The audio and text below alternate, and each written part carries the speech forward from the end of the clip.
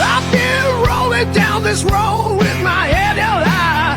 Nothing's ever gonna break the spirit that won't die. And through the dust and pain, I find a way to shine. Living wild and free, this renegade is mine. I am a renegade, and I'm never gonna fade. I am a renegade, hear the freedom that I make. Chasing dreams with my heart, tearing worlds apart. I am a renegade, and I'm never gonna fade.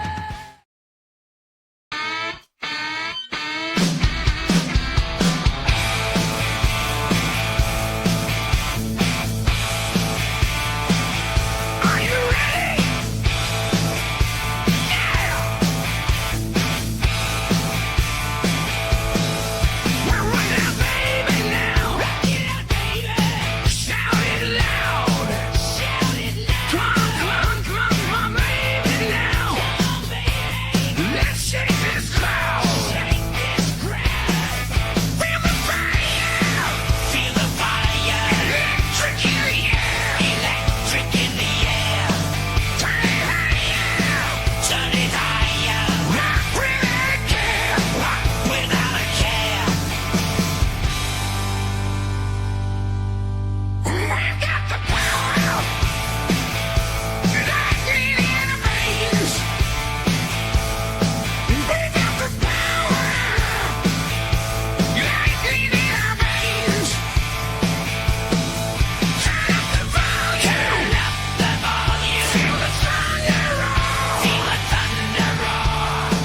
We own the night. We own the night. Like never before. Like never before.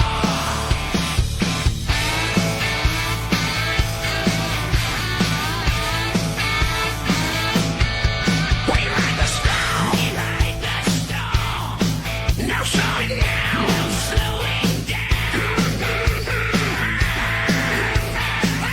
Not tearing down. Not tearing down. Feel the heat. Feel the heat burning through the crowd. Burning through the crowd.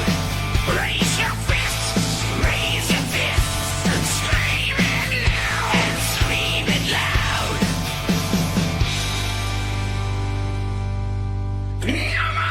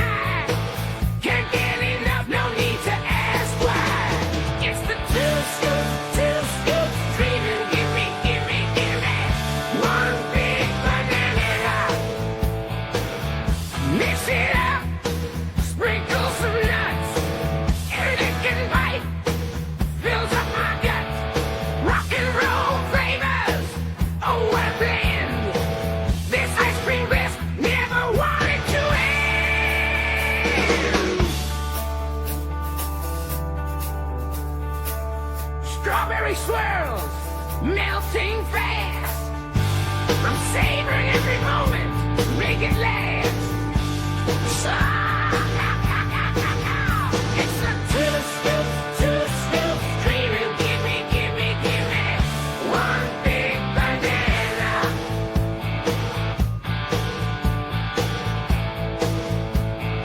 Caramel rivers running wild, like a kid again, feeling so wild. Bite after bite, taste divine. In this creamy world, I'm gonna shine.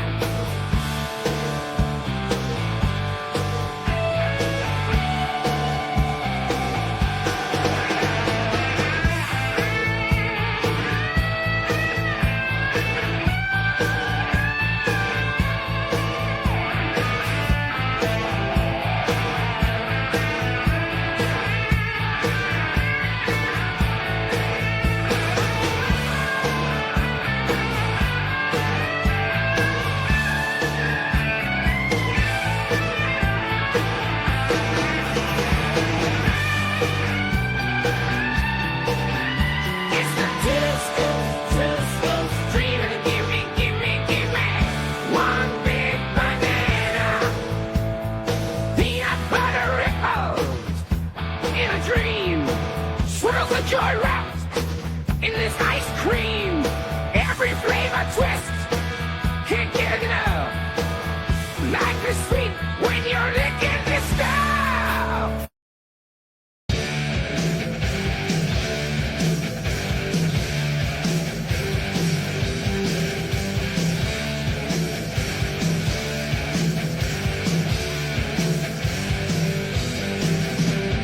Mad dogs on the prowl, in the ring, take you down. One bite's all it takes. He's the king of the town. Ow! Wow! Feel the ground start to shake. Mad dogs never fake. Hear the roar of the crowd when he's on the prowl. Ooh. Ow!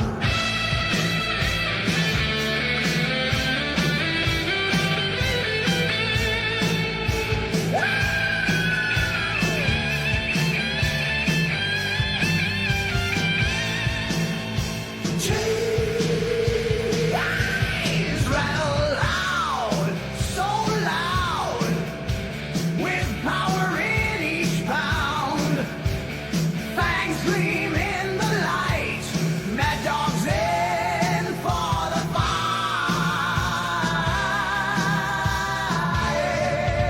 Ow!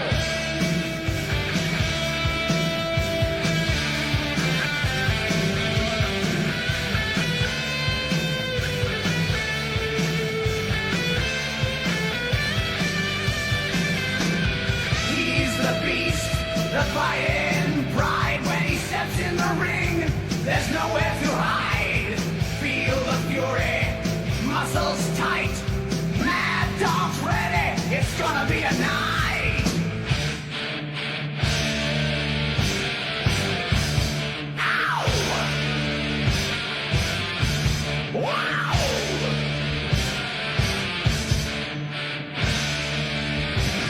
Steel cage closes in.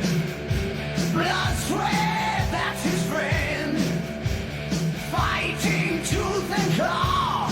Mad dog's gonna win. Ow! Wow!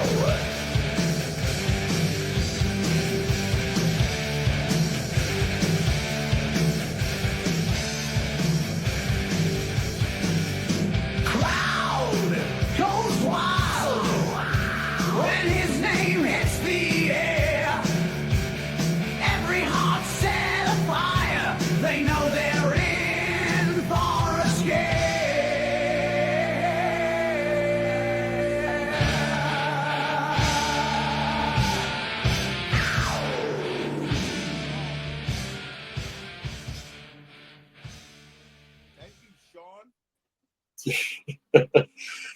Hey, what's going on there, Mad Dog? Man, I'm feeling good. You gotta turn your volume up though, 'cause I don't hear you. Oh, I know what's wrong. I'm sorry. I got that extra speaker on. I have a bunch of speakers in my room, and I turn the Yeah, you volume gotta turn it up a volume little. down. Oh, there you go. There you go. Is that better? Oh yeah, that's way better. Now it sounds Okay. like you're actually in the room now. Ah, nothing, man. I'm Yeah, feeling good. Feeling good. Feeling good this Monday night. good, good, good. Because it should be a if everything goes good or as it should hopefully tonight. If our crew member that I invited to come on the show comes on, which he said he will, this might be a big surprise to you, especially as who I found to be a member of our new or to be a new crew member to be part of the team for this next season anyway. To temporary replacing Lance. I don't know if Lance will ever be coming back or not. If he does, it'll just be sporadically, you know. But That's a shame, man. I whatever. like Lance. I do. Yeah, no, I love Lance too. He's like a brother to me. But I hate to get that phone call too because it's like you never like to hear phone calls like that. But at least he called me and told me, like Yeah, ahead of yeah, you know, absolutely, man. But Lance not is just the get on man. the show. Yeah, yeah, that's great. So for this new person here, it's somebody that I've interviewed before, but somebody who I've gained a pretty good friendship. I haven't known for a long period of time. I know a lot about what he's done. I know a lot about his history. I know a lot of his family's history as well. He's definitely somebody that has done some cool things in his life. You might know about him, you might not. I'm guessing you might because you surprised me when we do these interviews with other people in the field that you are in or were in, for wrestling. So he is a wrestler. He's a former wrestler. I will tell you that. Just because that kind of gives it a little bit away. That dude. However, huh? Can I guess who we? It was somebody we interviewed. Was that dude we interviewed who was in rock bands and stuff? With who now?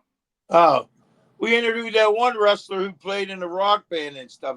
Played rock bands and he was a wrestler. And Well, you which don't one is that? remember? There's a lot of wrestlers that were like that. That used to be in rock bands and No, the stuff. one we interviewed. I Well, can't not. remember the kid's name. He was a young kid. Oh no. Not anybody that no, not anybody that from the last season or anything. All right. No, This is somebody who's had a more legendary career. We'll say. Oh, Yeah. okay, cool. I'm looking forward to meeting him. So, well, I mean, well, I don't know. I mean, he's made it to the top before. So, I'm not saying that you have never made it to the top. I'm just saying that his aspirations were to make it as far as he could make it. Like he had injuries and stuff too. I mean, let me put it this way: like he's known, but his family members are probably a lot more known. Put it that way. So he might come on tonight. Well, he said he would be willing to, because he when I interviewed him, I did a few things. It wasn't just an interview. It was more or less I started building a relationship or like a Oh, friend, obviously. He oh, that's liked my nice. Yeah. style. He liked how I interviewed. He liked how I treated him throughout the interview. You know, Right. he saw good things with me. So when we finally got to meet in person here a while back ago, yeah, it was great. I got to meet his wife. I got to meet his daughter. I got to hang out with him a little bit, and yeah, we really started embracing a lot more. So it's nothing but good things. Oh, you And all got I'm to hang saying out with is, him. Whoever this guy on the panel is going to be. not too long ago, I just actually got to hang out with him for the very first time because he's Cool. been to my area before because Now he you got me wondering who the frick this guy is. well, try not to guess too much because I want to keep it. I try to keep it as much as No, surprise. I ain't going to guess at all. I'm going to let it be a surprise. Yeah, but when you are, what I mean, if, you'll probably know, but if you don't know, he'll educate you. But because you surprise me when we interview a lot of these wrestlers and all the stuff that you know. So when we do this interview with Dan Spivey here on Friday, August 22nd at 3 o'clock Central Time, 4 o'clock your time. So just make sure you get that right. It'll be 4 o'clock. Yeah, but if you want you and 3 o'clock. him interview, that'll be cool. You and him interview. I didn't know you had another guy, and I wouldn't be mad at all if you No, wanted I to don't have bring another. him in. No. I don't have another guy to do an interview. You're still my interview guy. This guy is just making time for us. He Okay. is a busy person. He does have lots of other things that he could be doing. Put it that Okay. way. He's just making time for the show, just like a lot of other people do. Okay. Which reminds me, I should send John Roberts a message. Almost forgot because he said he'll come on here. Let me send him a message. Yeah. I gotta remember. I gotta remember that Friday because sometimes I leave. Well, I'll send you a reminder. It's in a couple weeks. Because a lot of times when I work, Sean, it's on Fridays.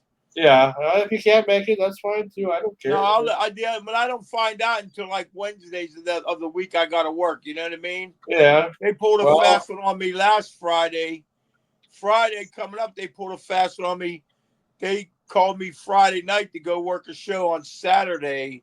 That Todd Covington, that country singer, Jim Covington, and they told me I had to be at this Nevacola Woodlands, which is a resort. It's like 2 hours away from my house. And it's like they let me know the day off. I mean, you can't do that. Yeah, I already had plans of doing stuff, but it's just such a good payday. I have to do it.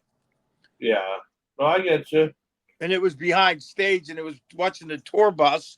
But the only one thing that they didn't tell me until I got there, there's a psycho asshole from Pennsylvania out that way at Nevacola, which is up. It's a summit. It's up on a mountain, and they're all hillbillies. Is this one guy had a thing out for him, and he threatened to kill him, and he bought tickets to the show that they knew.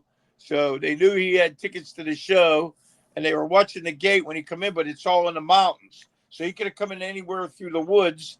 So I had to be on my best guard, and I wasn't allowed to carry a piece. Wow.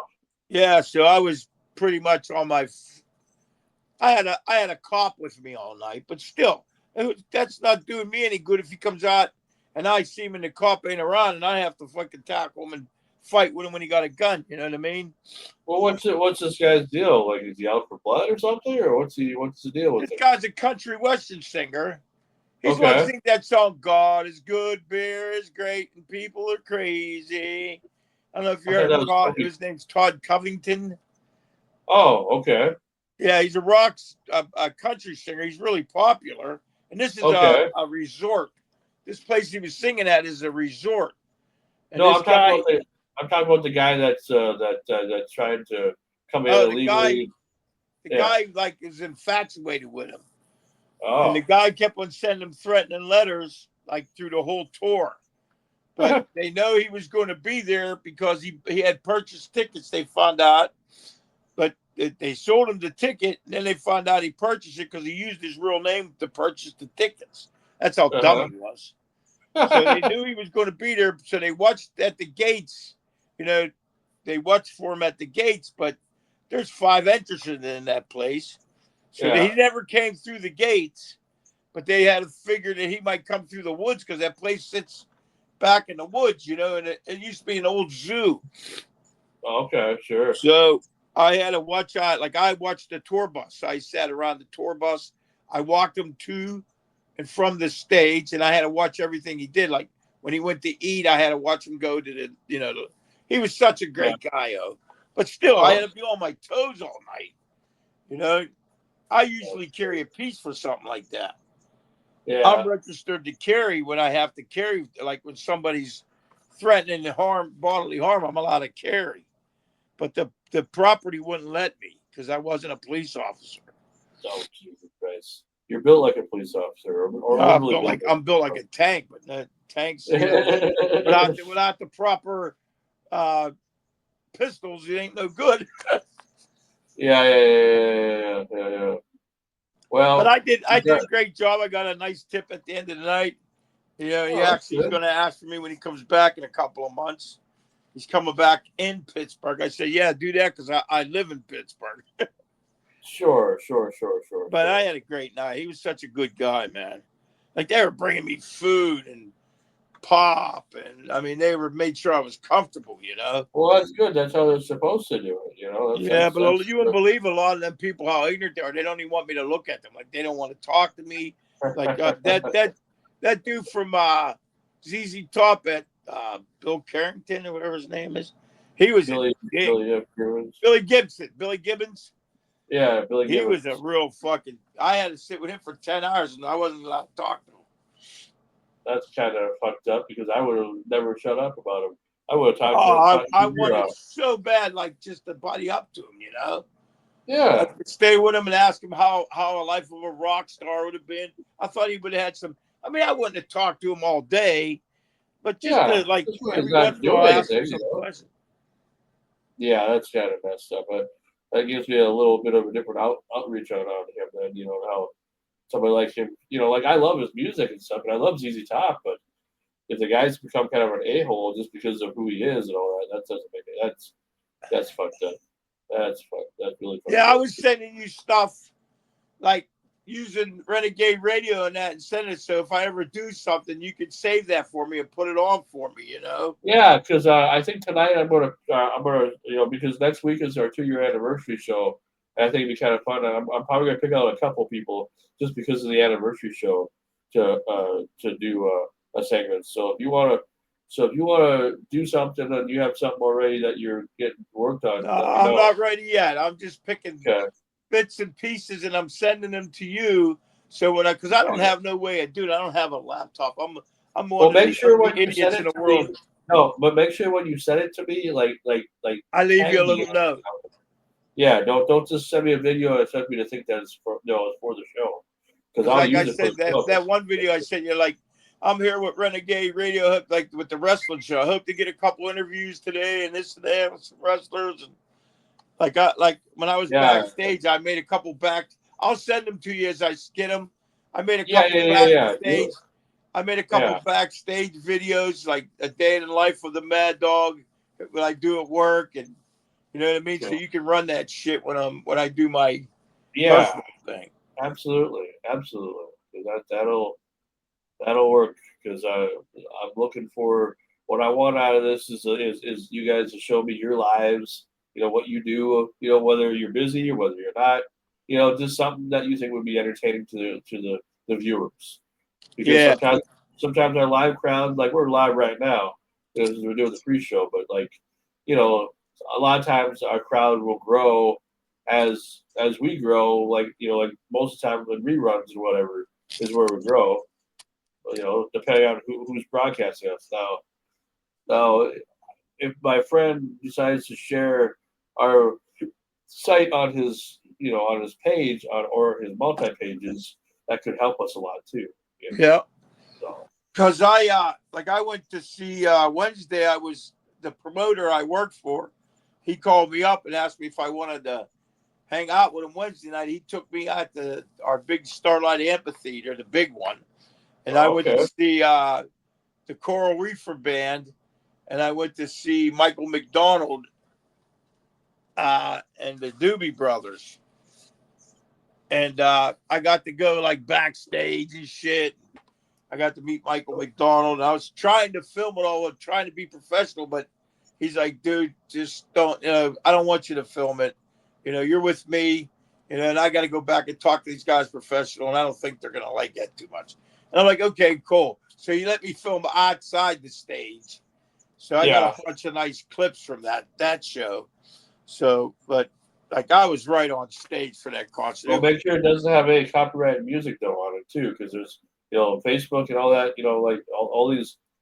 That's why when I try to find these videos and stuff, I try to make sure that they're not copyrighted, even though some of these are old. Oh, I forgot about that. If I show like when he sings minute by minute, if you show that, they might get pissed, huh? Yeah, and I can't afford to get my pages deleted. That would be horrible. Yeah, so that they're all washed then.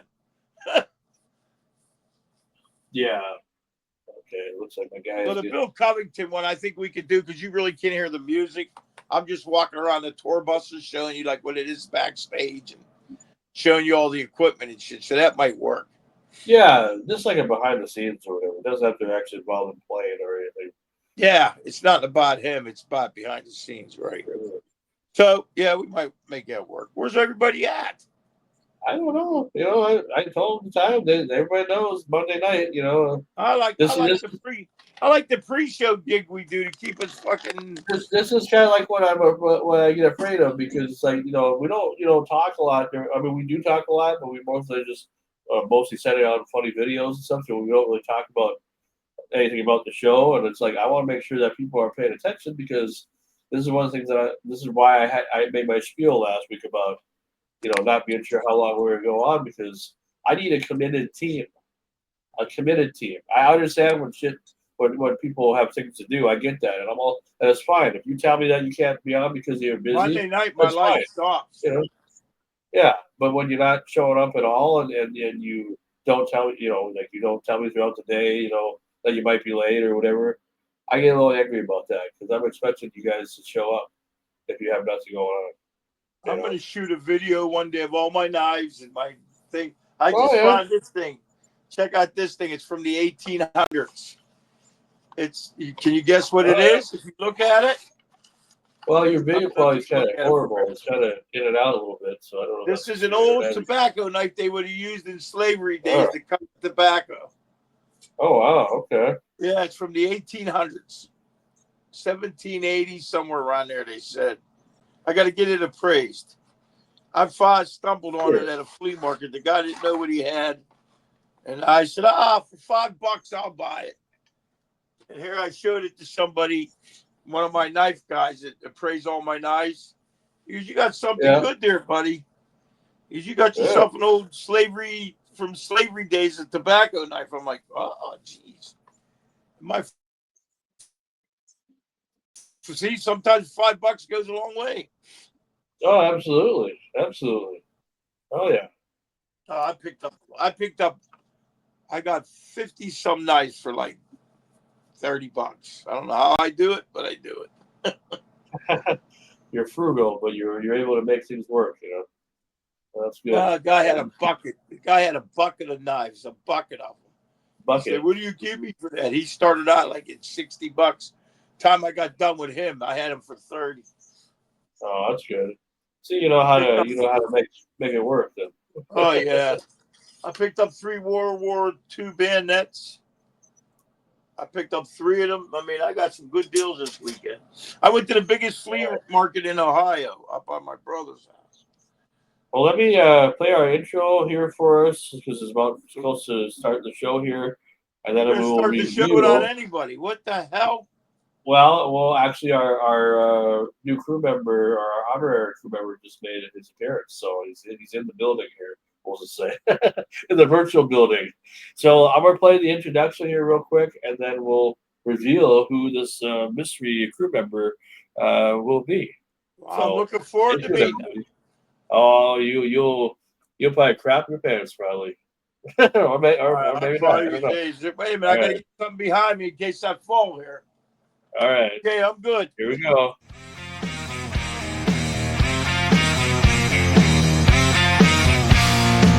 I've been rolling down this road with my head held high.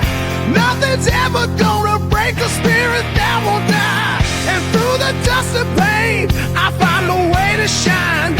Living wild and free, this renegade is mine. I am a renegade, and I'm never gonna fade. I am a renegade, hear the freedom that I make. Chasing dreams with my heart, tearing worlds apart. I am a renegade, and I'm never gonna fade. All right, here we go. We're here live here for episode number 2 of Renegade Radio, of Frankie Sloss's Renegade Radio. I'm your host with the most, Frankie Sloss, and we got Mad Dog with us so far of the crew members that we're supposed to have, if you saw the introduction. But we have an honorary crew member that's making his. We did an interview earlier, like about a month ago, to promote the event that was going on in Thief River for Charlie Thunderblood Norris there. But tonight is a whole different story. We got the legendary Sam Houston with us as our honorary crew member for potentially for this next season. Welcome, Sam. How you doing? Thank you very much. How y'all doing? First of all, I'm going to tell you, I am doing great. I'm blessed. Things couldn't be better for me. And I just hope that's going on for everybody. I got great, wonderful news today. You know, Frankie, I talked to you about my cancer and stuff like that before. Yep. Hey, Mad Dog, how are you, sir?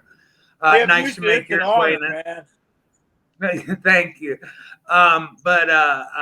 We talked about the cancer and about the medicine man from Red Lake that did came down and did the ceremony and everything, and then taking the sickness from my body, and healing me. This morning, I had to get up very early, drink a bunch of water, go get an IV stuck in my arm, get a contrast fluid, and have a CT scan to check up on the cancer. Check it out, dude. Since October, I'm cancer free. Nothing's going on. Oh, wow. That's awesome. I feel so good. It was that little bit of time, for imaging and them to look at it. Then the worrying steps in because you're How do I thinking, get this bigger? huh? Sorry. Go ahead. That's a Continue new there. crew member coming in. One of our crew members are coming. Oh, hey, how you doing? I'm Sam. I hope you're doing well. But hey, y'all, I'm just so blessed. I'm cancer free. I'm back in North Carolina. I miss Minnesota already. I've done a lot of cool things up there. Huh? Don't worry, he's just trying to figure out his computer.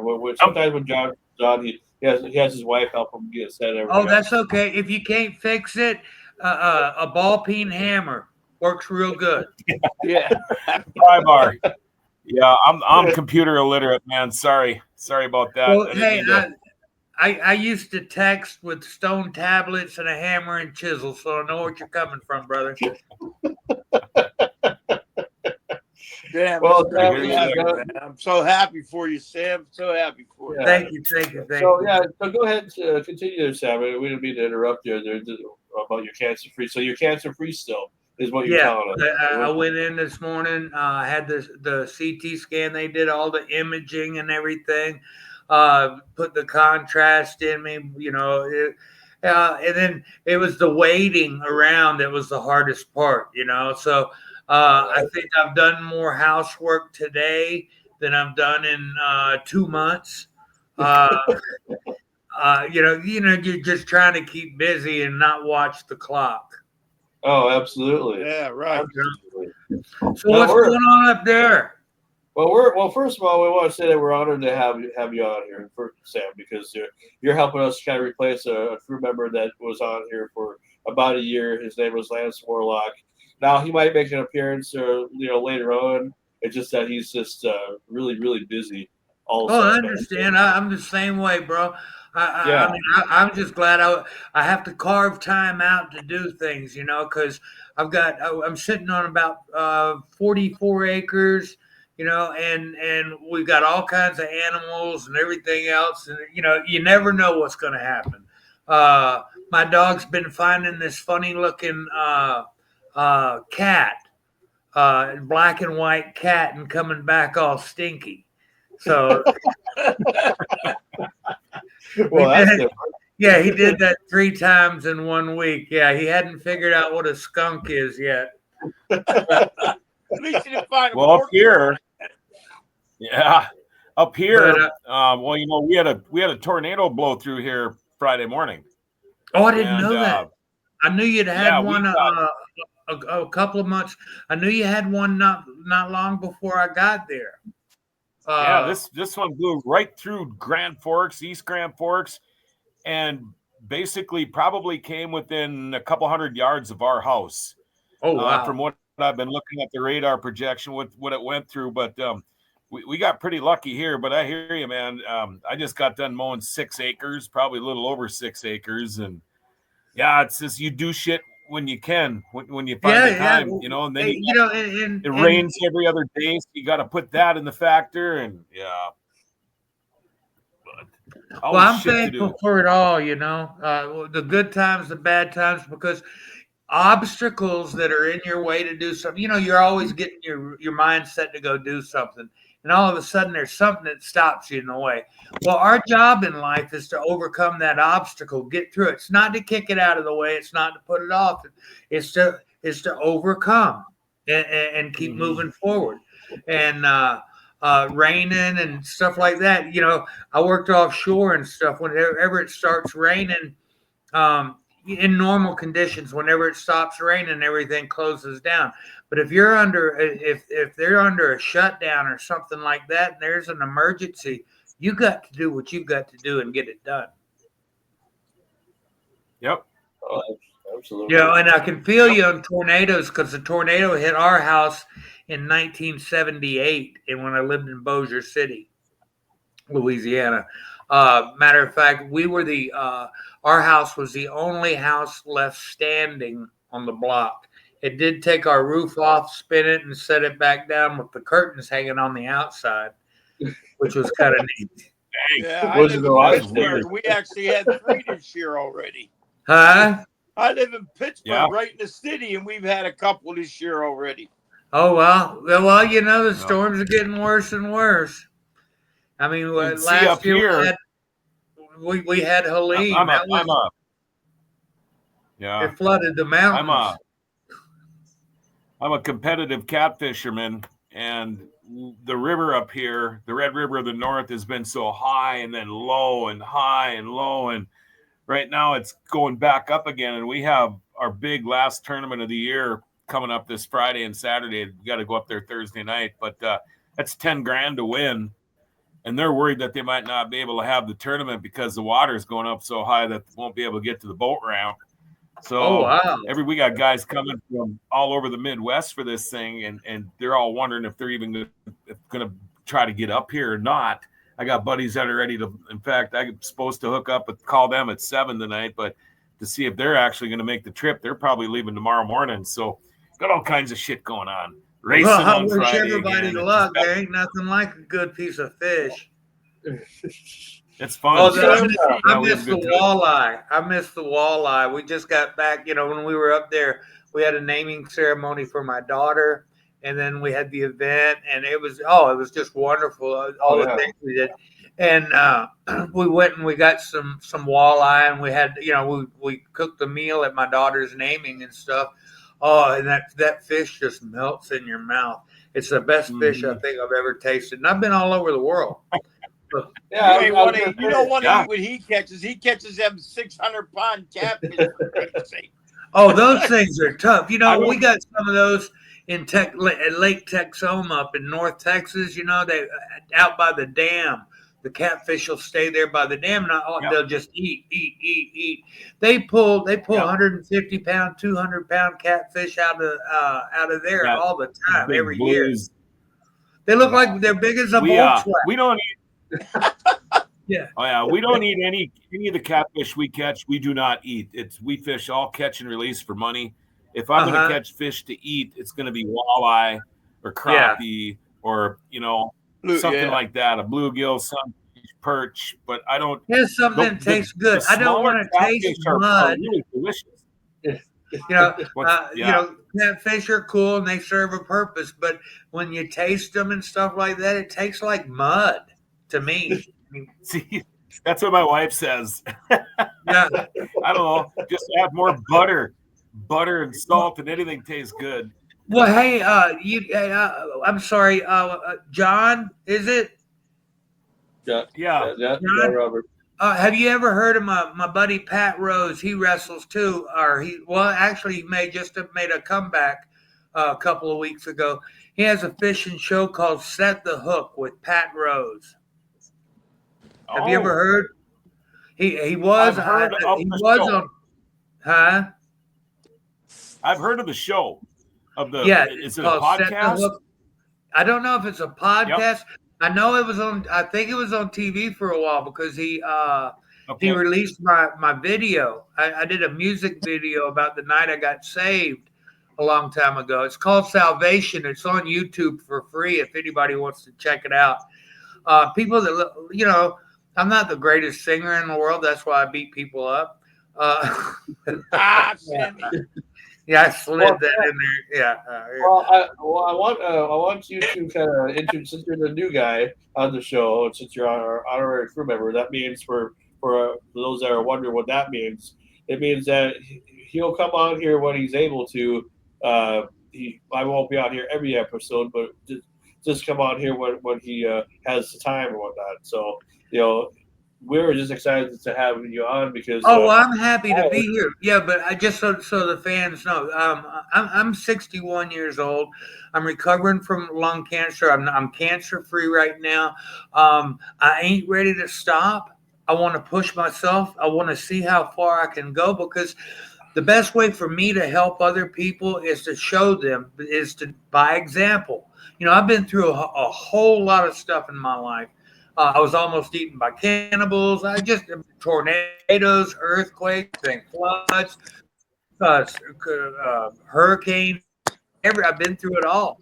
I've died on the table. I was dead on the table for 2 minutes before I started my wrestling career from a tonsillectomy. I got the scars on both sides. I drove a car off the 32-foot between two bridges, 32 feet straight down. They pronounced me dead at 6 p.m. At midnight, I woke up in the basement of the hospital, butt naked. They'd cut all my clothes off, but my duster was hanging on the wall. I put it on, called my dad, and went outside, left. You know, um, Oh, did you have a toe tag on? huh? Did you have a toe tag on? I don't remember. I think the alcohol was still in my system. I'm not sure, but I've been through a lot of stuff, and you know, I'm not ready to give up. I'm not ready to quit. I want to see how much more I can do. So as far as like being sitting someplace and being complacent or something, I don't want to. I don't ever want to do that. I've seen people in prison do that. They sit there and they get complacent in jail. I never want to start feeling comfortable in a place like that. No matter what I'm at, what I'm doing, I want to try to excel. I want to exceed. I want to push forward. If something needs to be done, it needs to be done. Let's get it done. You know, um, Obstacles are just put in the way to see if we're going to give up or if we're going to continue.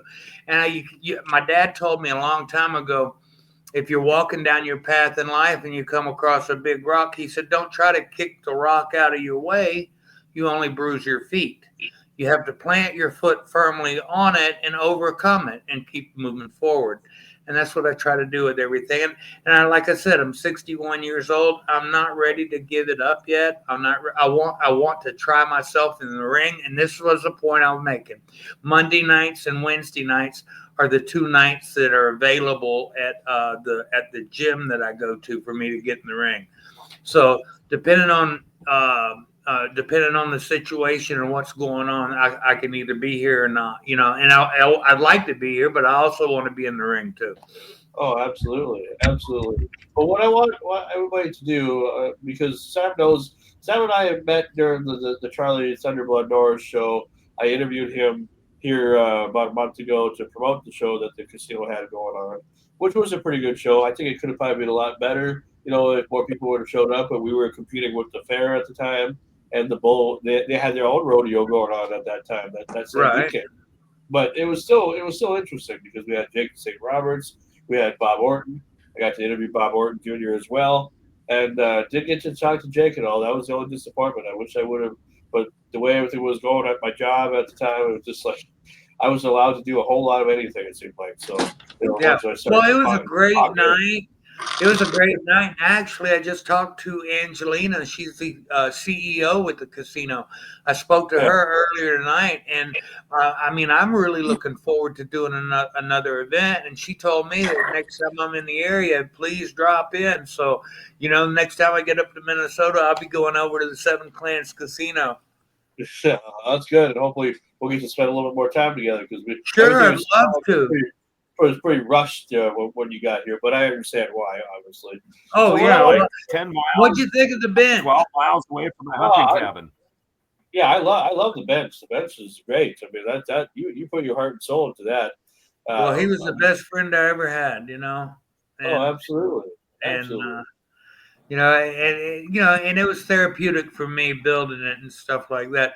It was just heavy, and it'll last for years.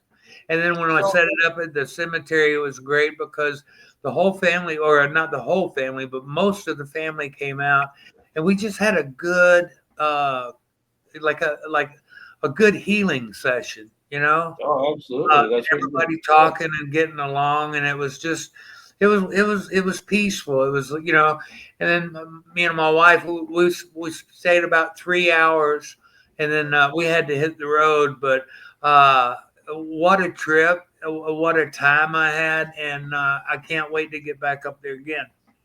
Oh, absolutely. And Well, I what? wanted yeah, one of the other things that I want to try to get involved with too is the rehab up there that the medicine man, Jason Hart. Jason's my brother. He's my friend. He took cancer from my body. He gave me my Indian name, which is Memush Kawigabo, which means still standing strong.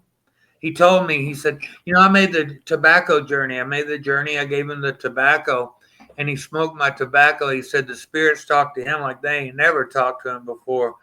And I guess he's seen some of the stuff that I've gone through spiritually. And he tells me, he told me, he said, usually you get your name at the beginning of your life. He said, sir, he said, you're getting yours close to the end.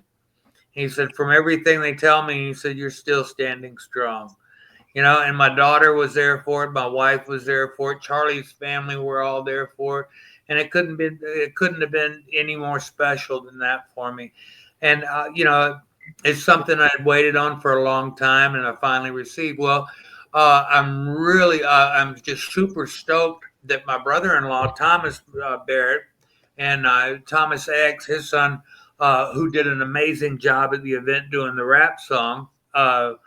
You were there, Frank, right? Yeah, I was there. I got to witness that. That was the two biggest pops of the night with the people. I think when he started breaking down, dancing, and my daughter winning. But Well, what I want to do, just so that everybody knows what's going on here. I I'm want. No, that's okay. That's okay. I mean, you're new here, so we kind of do a lot of talking and everything, and then we do a lot of things over here. What I want to do right now is have the crew members that are the OGs over here that have been with me since day one introduce themselves to you, yeah, because I feel like since we're going to be we already are kind of like a family anyway, so now we're adding a new member. This is exciting. This is an exciting time. And I try never let anybody down at all. So I want to start with Mad Dog, and he'll tell you a little bit about himself, and then we'll go with John Roberts and then Sam. okay. And So I can't Mad Dog, go breathe. ahead. Who's Hey Sam, screaming? I was a professional wrestler for a while. I wrestled just local. I stayed in Pittsburgh. I never set sail for any WWE or anything. I stayed independent so I could go home to my wife and kids every night. Yeah, And that's commendable, brother. yeah, I did a lot of weekend warrior shit, wrestling from Friday to Sunday. And my brother was my manager, Screaming Sam, the one down at the bottom there. And I just recently got inducted into the KSWA Hall of Fame for Awesome. professional wrestling. And the city of Pittsburgh gave me the key to the city, and they made November 3rd, 2023 Mad Dog Day. So I did a lot for the city of Make-A-Wish. But Cool. like I said, I wrestled some big guys after like I did Nikolai Volkov and the Bushwhackers and Iron Sheik and all the guys like we do it in church halls. You know how that Yeah. was. Yeah, I know. But yeah, my claim to fame is winning the belt with Bruno Sammartino's name on it. And Bruno actually refereed my first match. He was the guest referee because we all go where I grew up at. I had Bruno in our neighborhood. We had Jumpin' Johnny DeFazio who lived on our street. And we had a bunch of wrestlers who lived in the neighborhood. So that was what I wanted to be as a kid. That was my goal, Always Well, wanted to be a professional wrestler. So that's Mad Dog, it's a pleasure, man. the It's pleasure a to meet you too. As soon as I saw who it was, I'm like, putting in my head. Oh my God, jeez, sharing the stage with a superstar. Hey, Always look, to be on the- I'm just like everybody else, you know. I know how it is. Yep, and that's what I tell everybody. What we did it because it was for the love and the passion. The passion, yeah. Jeez, people just don't understand that walk to the ring. There's not a better high in the world. Like it's just. Well, unless you have chaps on. Assless chaps. Yeah. I mean, assless chaps. Yeah, the chaps, they make you a target, you know, down and oh gosh. That's why I used to run going to the ring, you know. And like see my arms and legs going. Yeah, you. And I am very honored to be on this broadcast with you.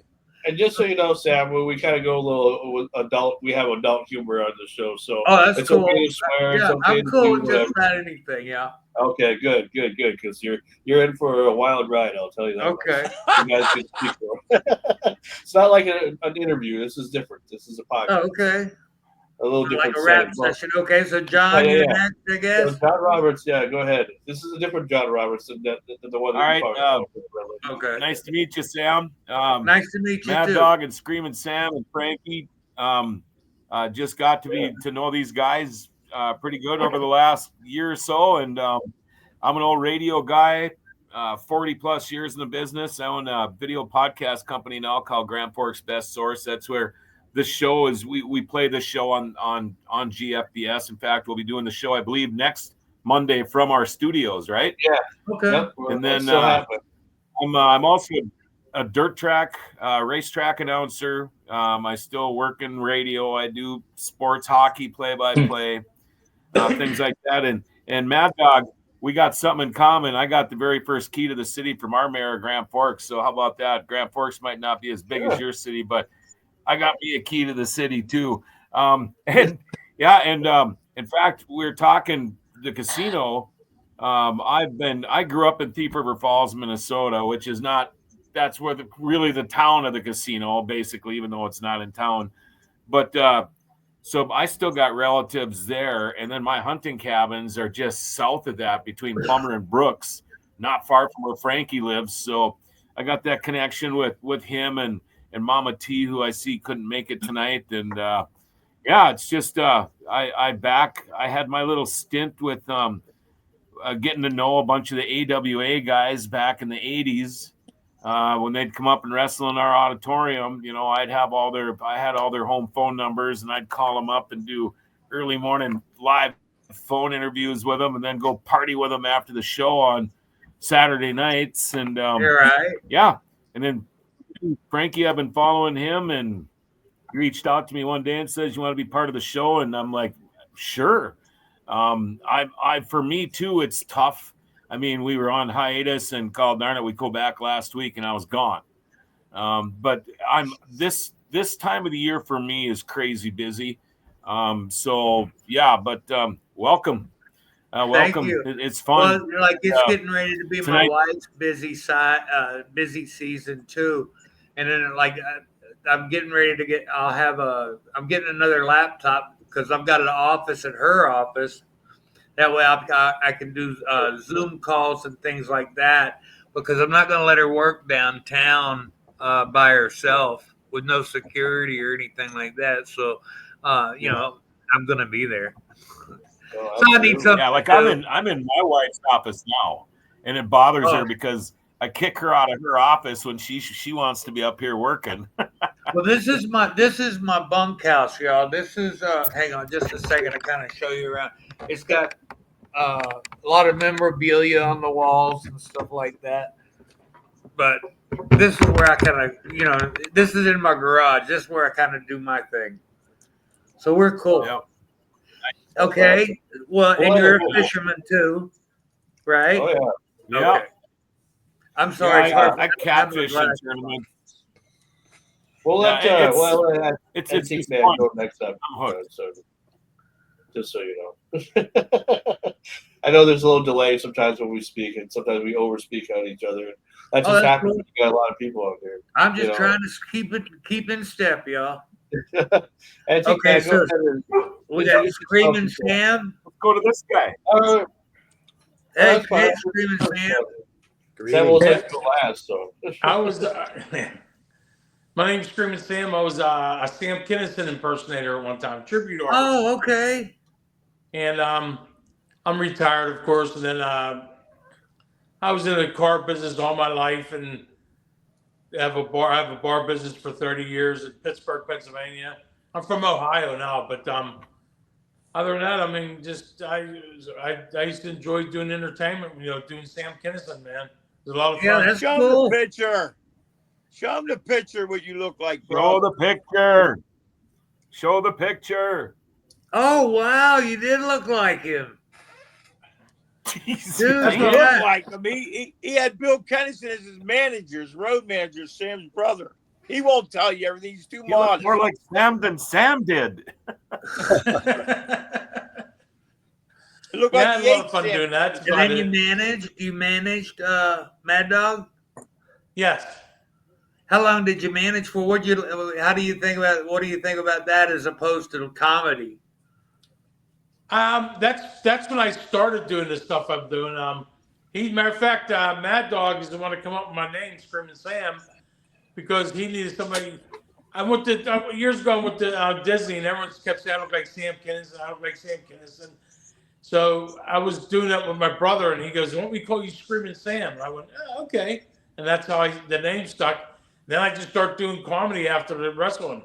Oh, you did the comedy after. Okay, Yeah. cool. Well, Sometimes wrestling is comedy, bro. huh?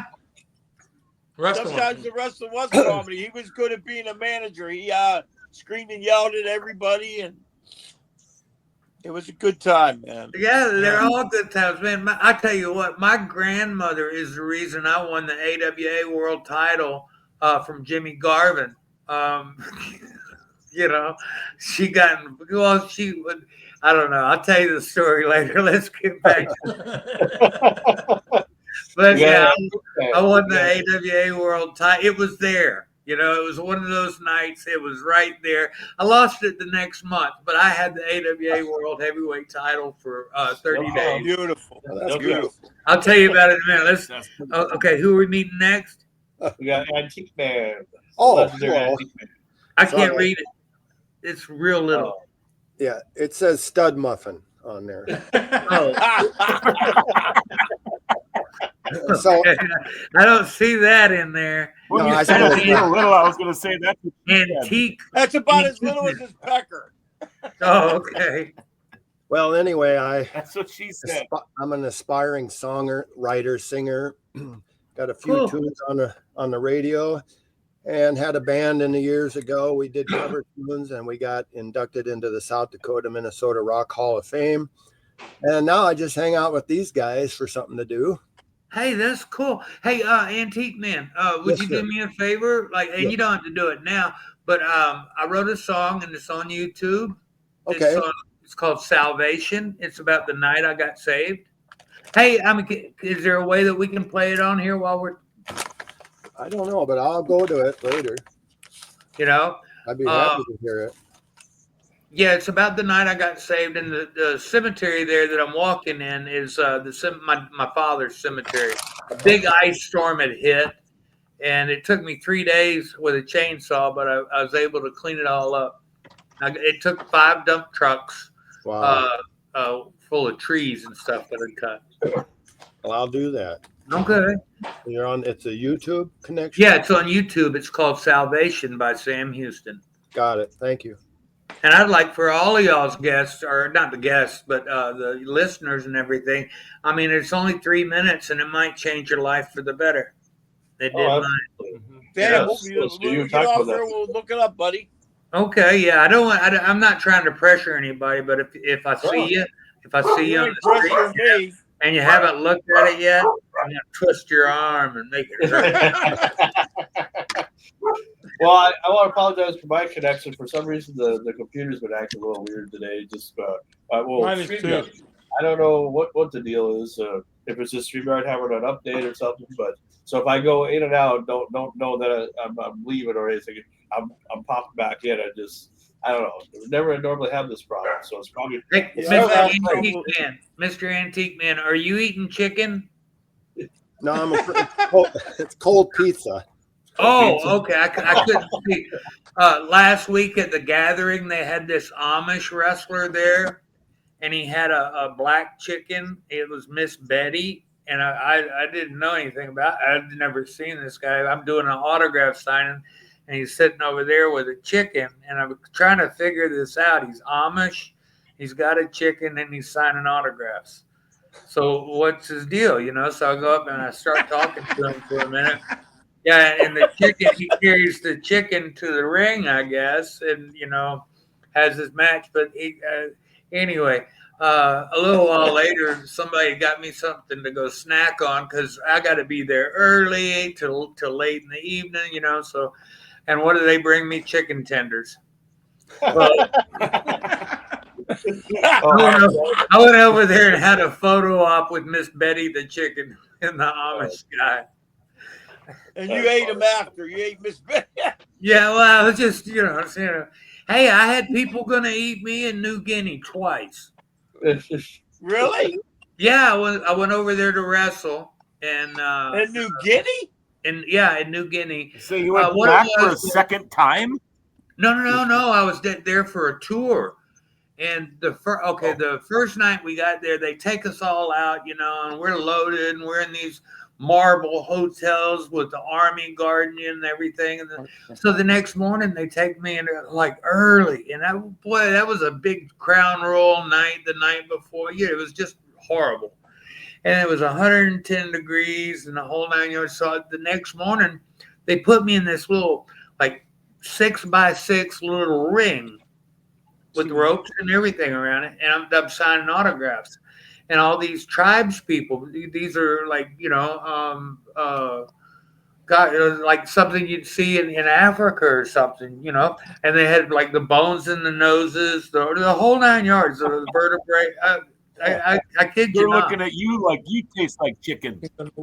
Yeah, basically. Well, I've been in the ring for like an hour or so, and I had to use the restroom, and I want something to drink. So I go use the restroom, and I grab me a soda. When I get the soda and I drink it up, the people pick me up, and they start carrying me off the grounds. They carried me out of to the front gates of the soccer arena before the Australian Army got there, and they start shooting people with automatic rifles or semi-automatic rifles. I don't know, but they're shooting them with rubber bullets.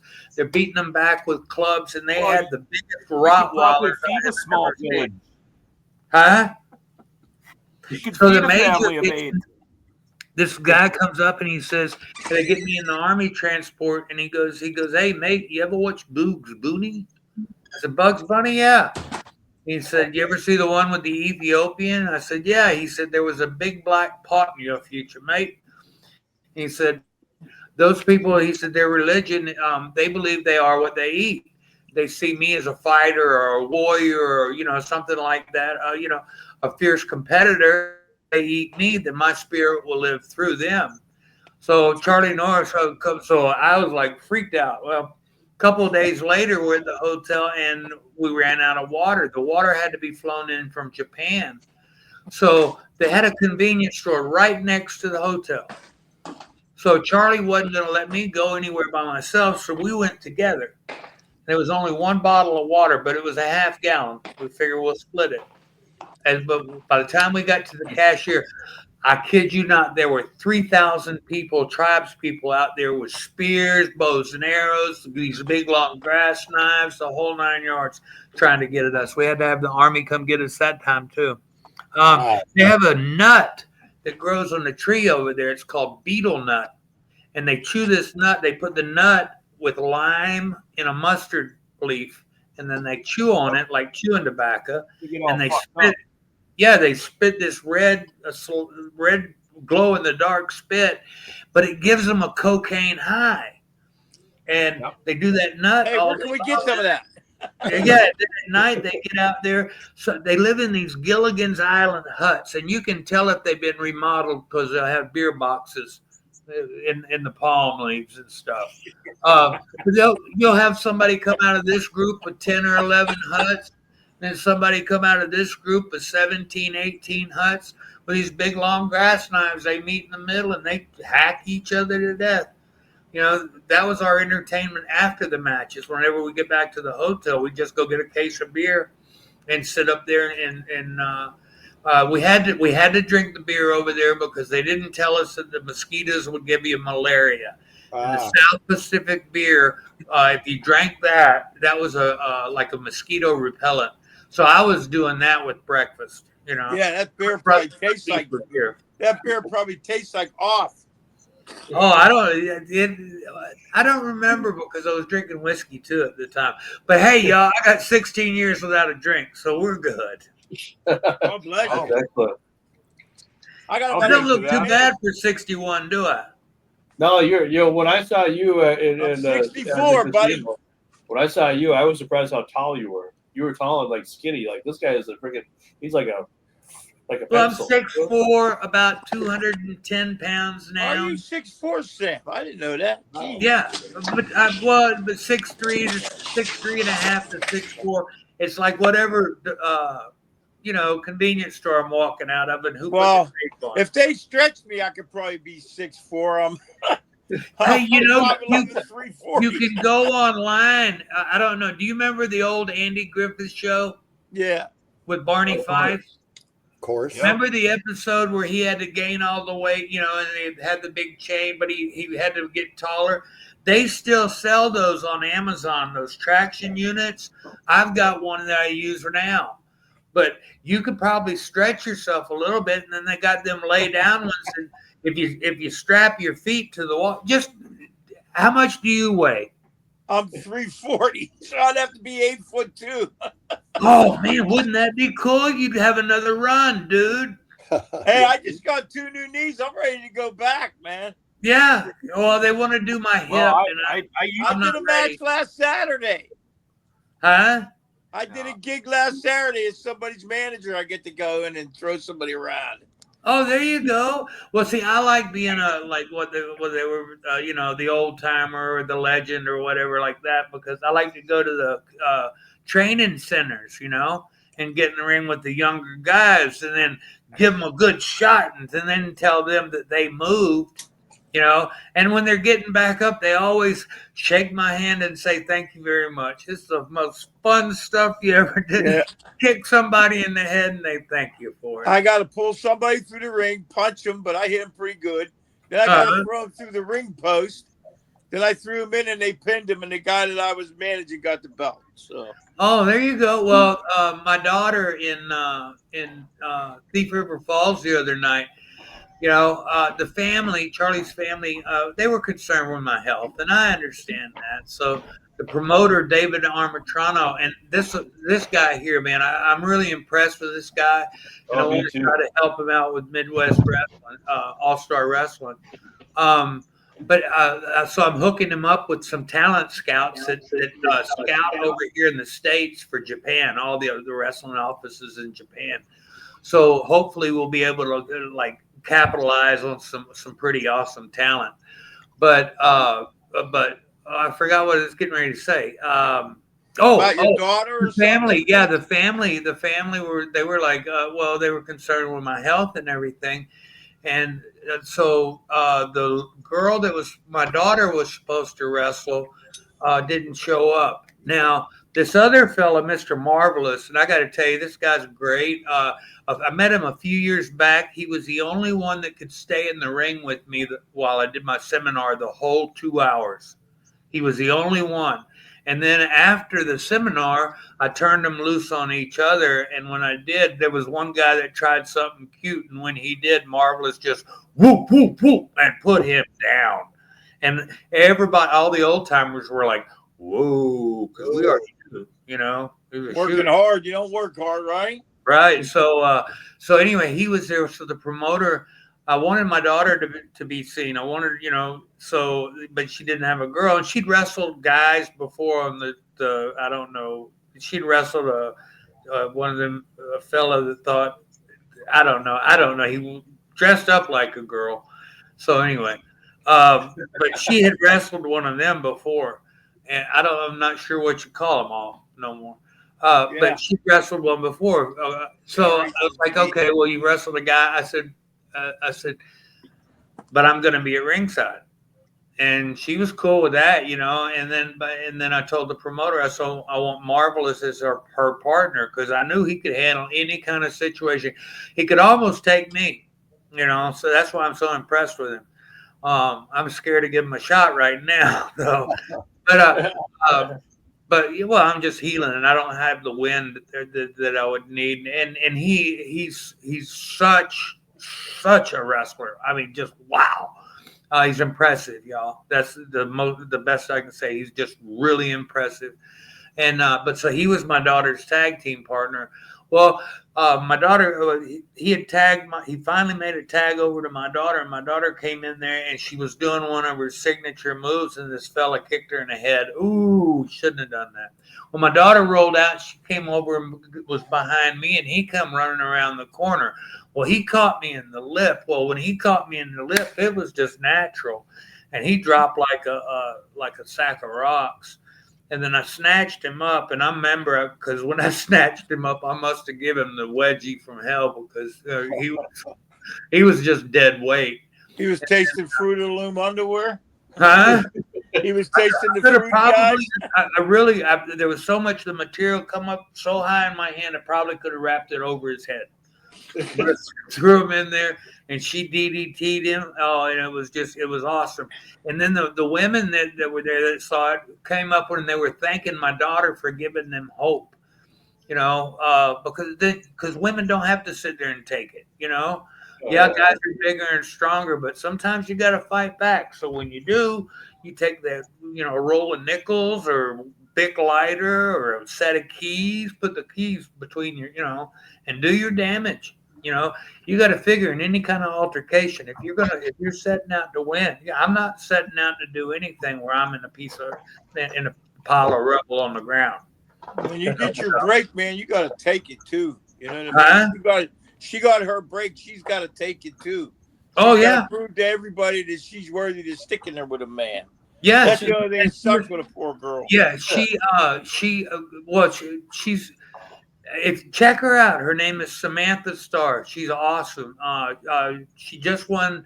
Well, last year she was the NWA Tag Team Champions on Billy Corgan. I gotta write that down. Samantha Starr. Yeah, that's my daughter. Mine and Baby Doll's daughter.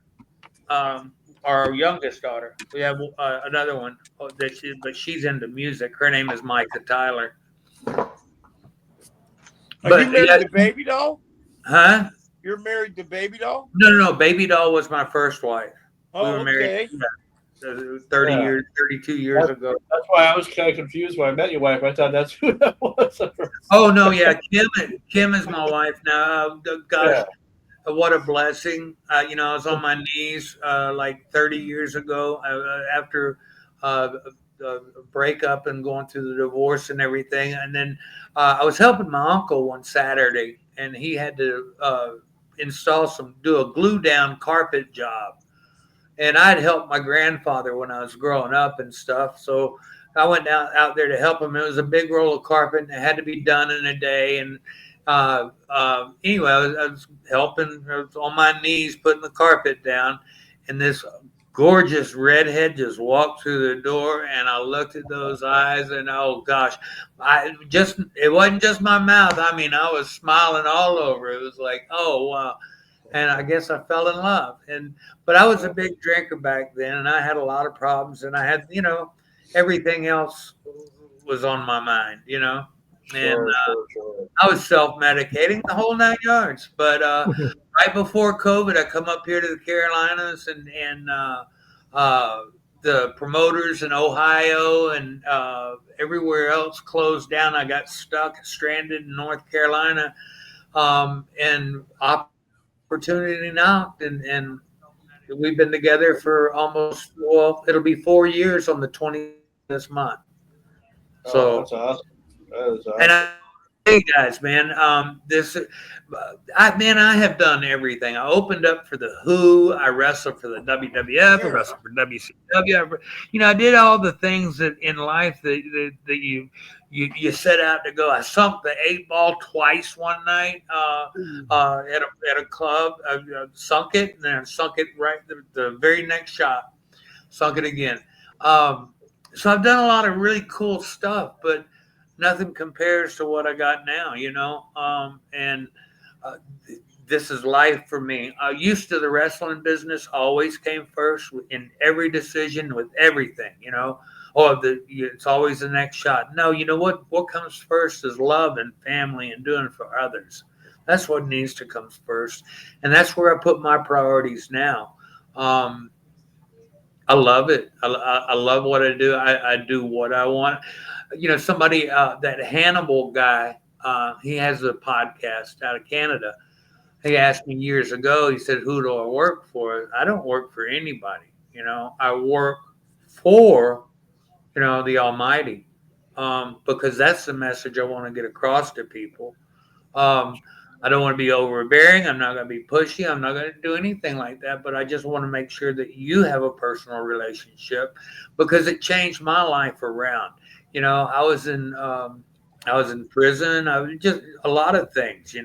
My life has taken me on a roller coaster, and in my darkest times, he was there. I crawled back I clawed back from a a rusted out, cockroach infested uh, Foot Locker with a bar of soap and 2 pair of state underwear in it, to where I'm at today. And I God think bless you, man. I'm good, you know. That's like I said, I'm not going to be pushy. It's got kind of like I still have that the good kind of prison mentality, the one that's you do you, let me do me, and there won't be no problems. But don't come putting your stuff in my face, because then we'll Sure. have a problem. Well, that's why I was so happy that we were able to build a friendship because it's not too often that I get to know. I mean, I know a lot of people in the entertainment business, Uh-huh. that most of them are not around this area here, and I Well, wish they were. I'm going to tell you, my wife was the one that told me. She said, "Yeah." She said, "You need to do this." You know, she's the one because I asked her. I said, "Well, what?" I said, "Well, I know you a different name." So I said, "Well, what do you think of this guy?" And she told me. She said, "I think he's sincere." She said, "I think you should do it."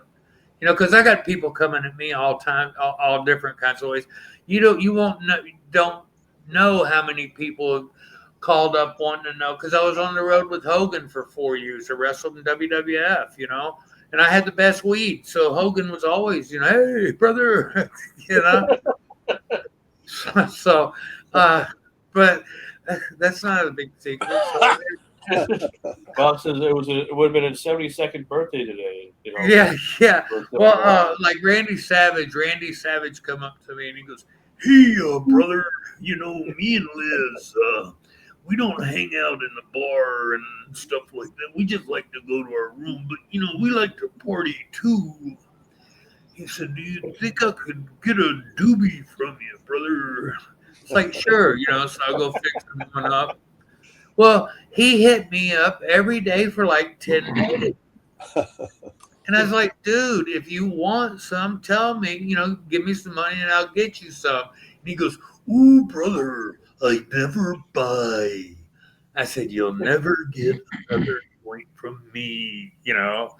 But that was the only, I wasn't greedy or nothing like that. It's just that, hey, you're making top money here and stuff like that. Now, you know, just do the right thing.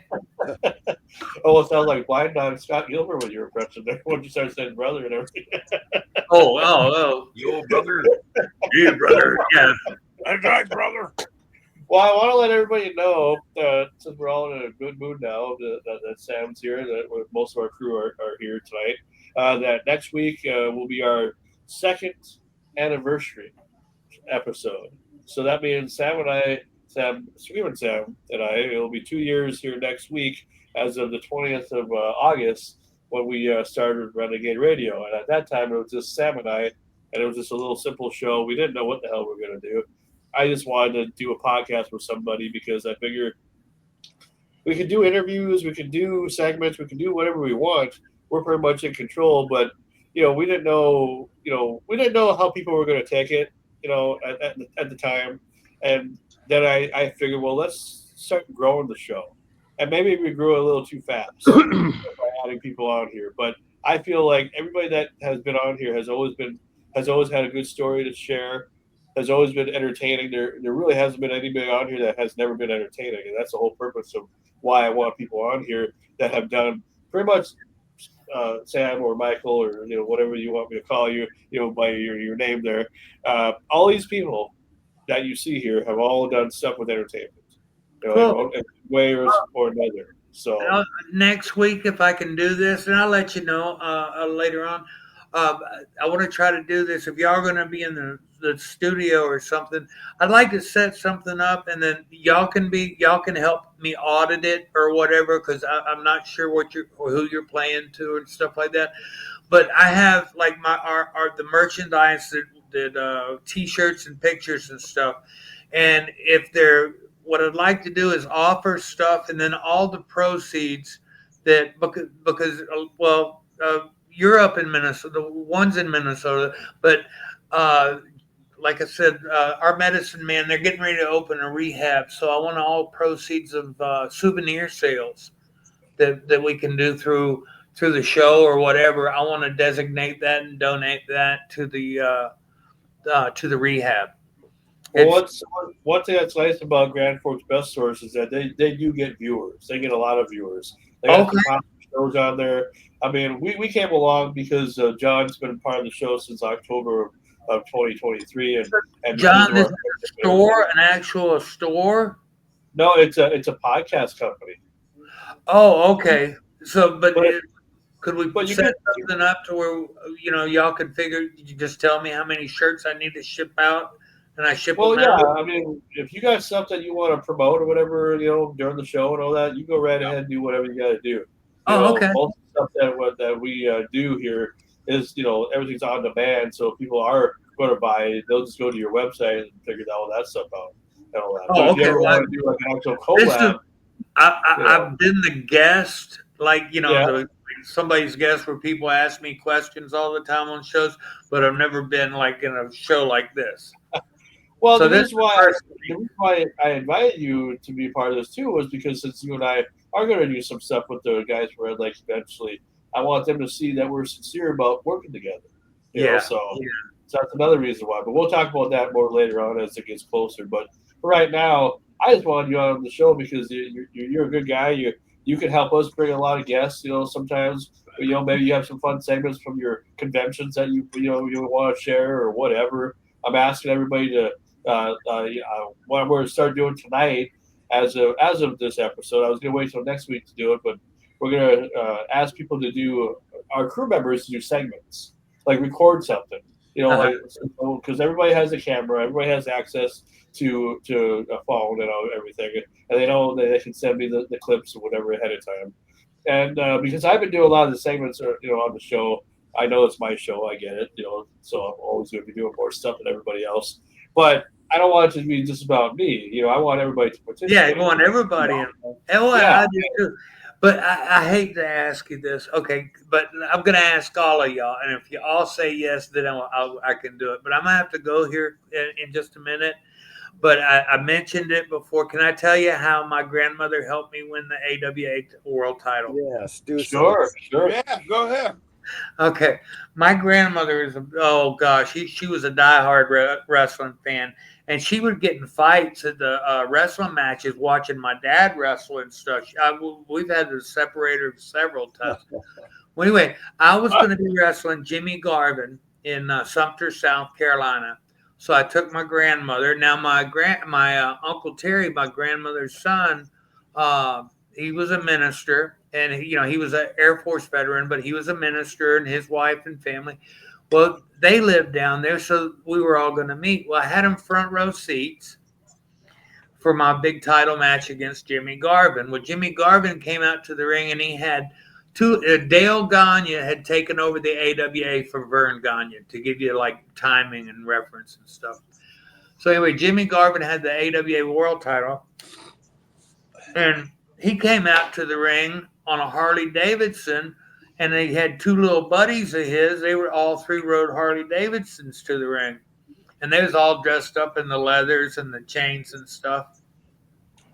So I come to the ring. Anyway, he's the champion. So we finally get the match started, and I was doing good. So Garvin shoots me out of I was on top, so he grabs my tights and shoots me between the ropes out to the floor. And when I was out on the floor, I was there in front of my grandmother and my family. Well, those two little biker dudes come over there, and they wasn't but about like 5'4", 5'5", little bitty dudes, you know. But they started putting the boots to me in front of my grandmother. So anyway, it was a pretty, it wasn't a real heavy security railing, but the security railing, my grabbed it and shoved it and jammed them up. Now I'm on the ground underneath on the bottom. You know, she's got me. She was kind of stuck too. And my grandmother used to always carry a great big bottle of cheap perfume in her purse. And it wasn't because she liked it or it smelled good. It was because of the weight in that purse. And she took that purse and she went all over those guys with that purse, just beating us. Well, this big black security, I wasn't a security, he was a deputy sheriff, come over there and he grabbed her and he's dragging her out. Now he's going to throw her out and he's, you know, may arrest her. And that's my grandmother. So I crawl up and Jimmy Garvin's watching all this stuff happen and everything. Well, Garvin's doing, you know, getting the most out of it he can. He's flipping my grandmother off and screaming at her and making monkey noises and everything. And she's giving it all back to him. Well, I get a hold of the officer and I tell him, I said, look, sir, I said, please, that's my grandmother. I said, don't throw her out. I said, please, just put her in the bleachers right here and sit with her. So he was like, okay. So Garvin's over there and he's doing this. He's standing on the second rope and he's flipping her off. And the people are going crazy. I mean, they're just all going nuts. And my grandmother's giving it back to him. Everything. Well, I just walked all the way around the ring backwards and came in behind Jimmy when he stepped down off of the second turnbuckle. I just rolled him up backwards. He said it was there, and it was. So I was the AWA champion thanks to my grandmother for a month. Great story. Yeah, that's awesome. That's awesome. Well, life was full of good times. Life was full of good times, and we got to share them, and we got to, you know, that's how we remember them, and that's what makes us feel good in our hearts. Hey guys, it was my pleasure, and it's been an honor, and we'll do this again. I'll do my best. Frankie, I'll let you know what's going on, but I'm going to do my best to be here, okay? Sounds good, man. I appreciate you. Nice meeting you, Jim. Nice to meet you, John. You too, Antique Man, Mad Dog, Screaming Sam, you the best, and Frankie, we'll talk to you soon, okay? All right. Sounds good. It was been great. Bye-bye. Later. Right. See you later. See ya. Man. See you, Sam. All right. Well, what do you guys think? I know he likes to talk a lot, but well, you know, I mean, as he gets used to us, I'm sure we'll. He just got cured of lung cancer and he's wolfing down cigarettes. I know. I don't. That dude smoking a cigarette? I just been cured by Jesus Christ and an Indian chief. Yeah. Well, anyway, welcome back to John. Boy, it's been a little while. You know, last time I saw you, you and I were hanging out in the anchor booth over at the races there. Oh, that's right. Yeah. Joe, I've been listening to you. And See how leaving you messages? Yeah. We've been off a little bit lately because Paul's been gone. I've been doing some stuff. So we had a couple of days off over the last couple of weeks, but no, back to business now. In fact, I was mowing and stuff today, and I came in, I grabbed the beer, and I was sitting on the deck with my wife, and I said, oh, shit, Renegade Radio tonight. I almost forgot about it. You know, you get that much time off. But, I got to, and I got to get off at 7 at the latest. So That's But fine. yeah, That's and then fine. next week, We don't have- what time you we coming don't have in? no guests now, What so. time are you gonna be in? What time are you gonna be in Grand Forks on Monday, Frankie? I'm planning on being there early because I'm going to try to bring my nephew with and probably bring my sister's vehicle with as well, so we can get some stuff done and maybe do some grocery shopping and maybe we'll go see a movie. Because Dale said that he wants like when we work for him is to do it early or not early, but like around he could be there around 5:15, at the latest, since Paul's been busy and everything and I said, well, if you're interested, because he did say that he was interested in being a part of the show. Dale did when we talked when we were at the races, and so I thought, well, hell, if you want to be a part of it, that's fine with me. If you don't have a problem producing, and give Paul a break and everything. And I just want to make sure that it was cool with you because I know you get a little, crotchy sometimes when when you don't know how long the show's going to go on. And it's normally try to be on at least an hour and a half to 2 hours, depending on if we have a guest or not. So far, I don't have anything planned yet, but I'm working on getting somebody, at least one guest, at least for the show. No, I'm not the one that gets crotchety. Somebody else that gets crotchety over at that studio because he's also got 4 kids to go home to. Well, that's why I give him the thing is, with Dale would be great. Dale, but the thing is, Dale goes to work, so this way he can go right from the studio to work. And I think they shut the doors at the mall, I think at 8. I can't remember. I'm usually not there that late unless I make arrangements with the management. Well, then we all can go out the one ways.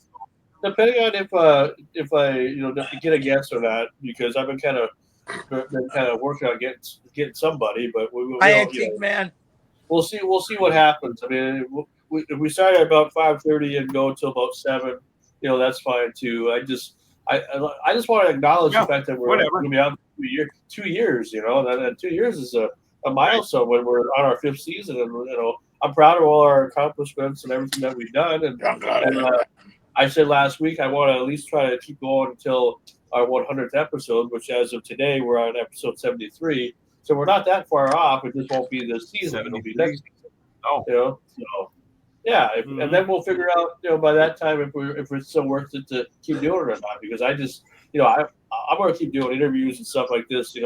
Probably the rest of my life. But I know you guys been out here a long time, and but if you're still willing to be a part of it for the future, for the far future, if you see it valuable to your life and everything, then we'll keep it going. But I just don't want to make it seem like everybody has to be on here because I'm not paying anybody. I mean, you guys are using your time, to where you can be doing other things. I feel like I'm holding you guys back a little bit, but I'm not trying to. I love you guys, and this crew is great. It's hard to work with other people, sometimes when you don't know. This was a surprise that I was able to pull this off, just since the beginning. So I never thought we'd be here this long. But if we are, we are, I guess. We just roll with the punches. But I have fun. I have fun. It's just this is the worst time of the year for me because there's always something going on. Sure. And so summers from May to October are tough, because racing goes through now towards the end of September, and then we start beats in the beginning of October 1st, and then that's round the clock, and that then when beats are done, then my busy season's done, really. Then it's deer hunting and a few hockey games. It's kind of why I kind of started the season when we did, because last time we started season 3 in July. But I figured let's just give everybody an extra time off, because I needed it myself. I mean, I thought you were teasing me about that beat shit. No, that's the real thing. That's the real thing. That's the real thing he does. I started work Mondays and I fell asleep tonight. That's what I fell asleep today and I woke up and I'm like, I happened to look on Facebook, saw you guys. I'm like, oh shit, I got a show. That's right. Don't forget about it. I forget now because I work Mondays and it throws me off now. And next week we'll be on. I go biking Thursday nights. Yeah, next week we'll be on Zoom unless you guys are able to get to StreamYard, through your service. But if not, we can, Zoom is fine. I'll just let everybody know, and if we have a guest, I'll make sure. But so next week will be our 2-year anniversary episode, and then from that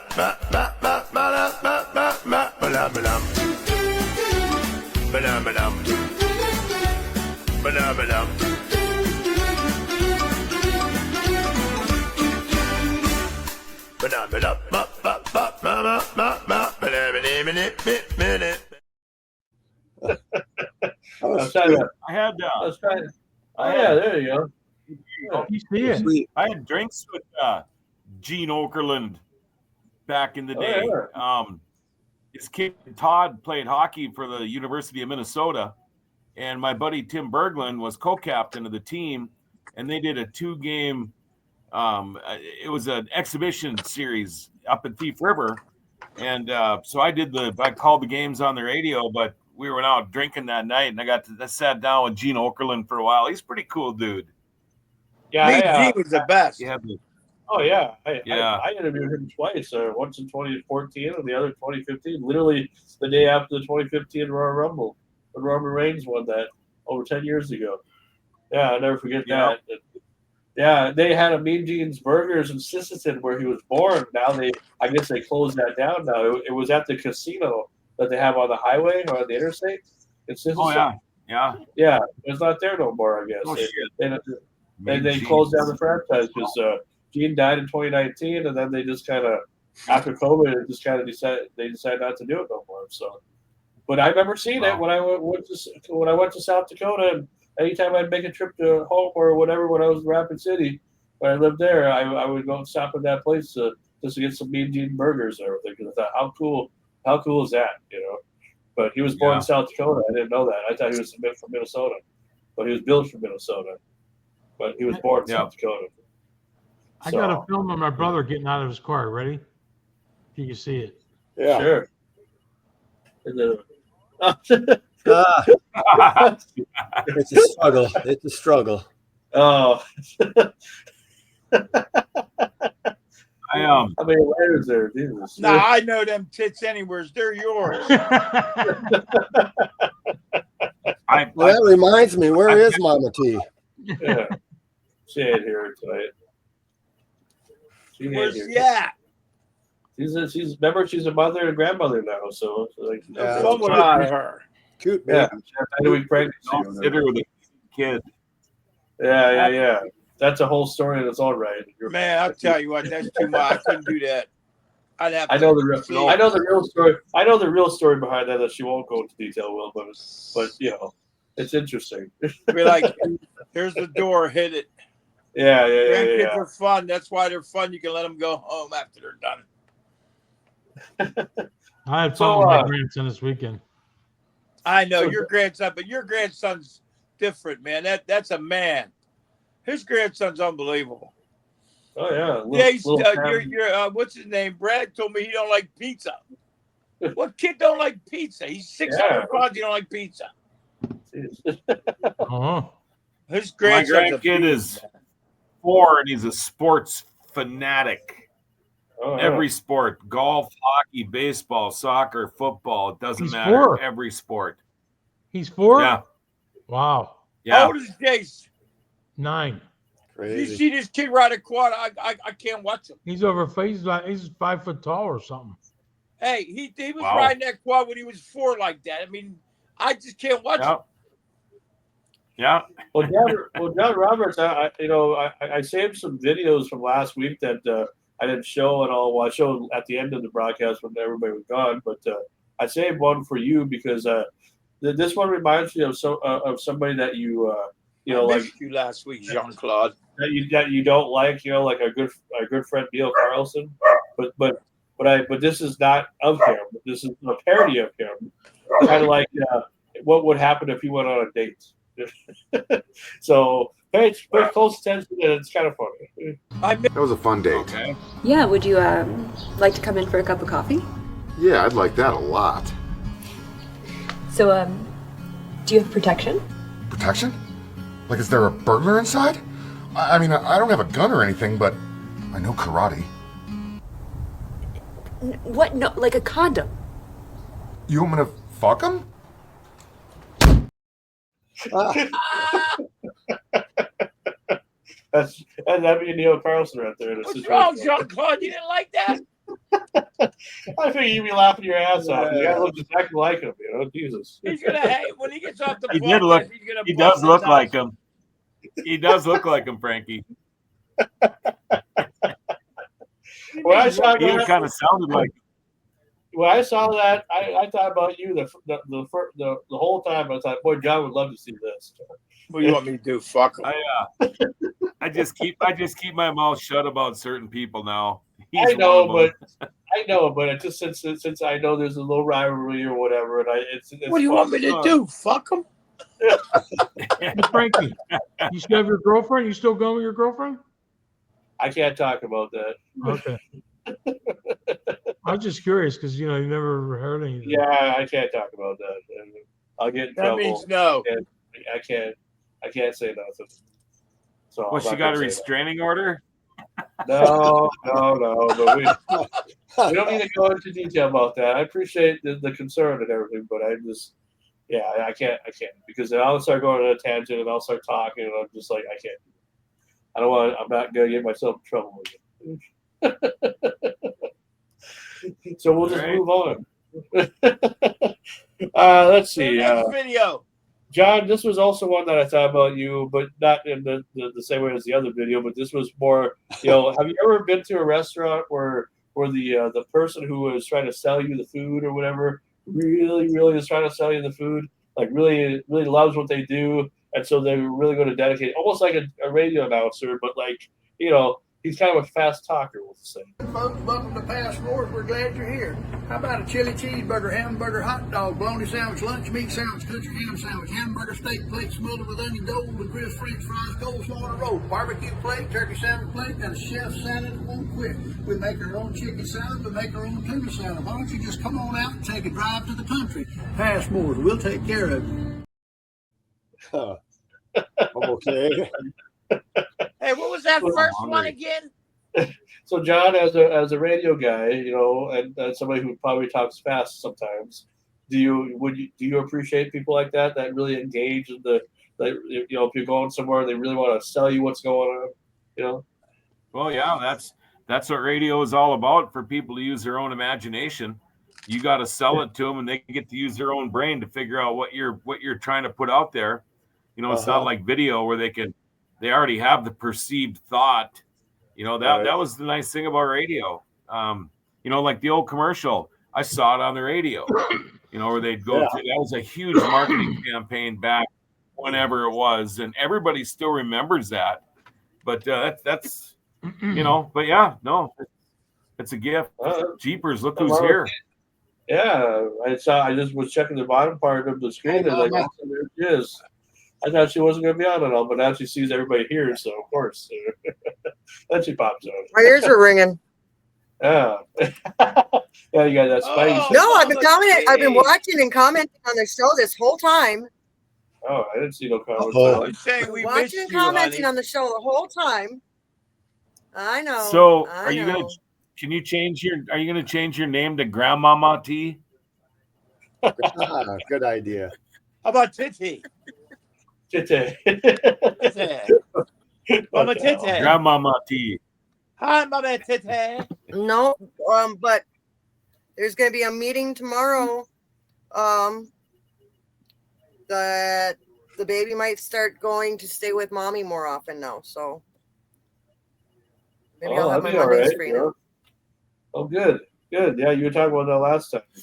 Because it's like, you need a break too, I mean, hey, we're getting too old for that shit. Yeah. Shit, Mama.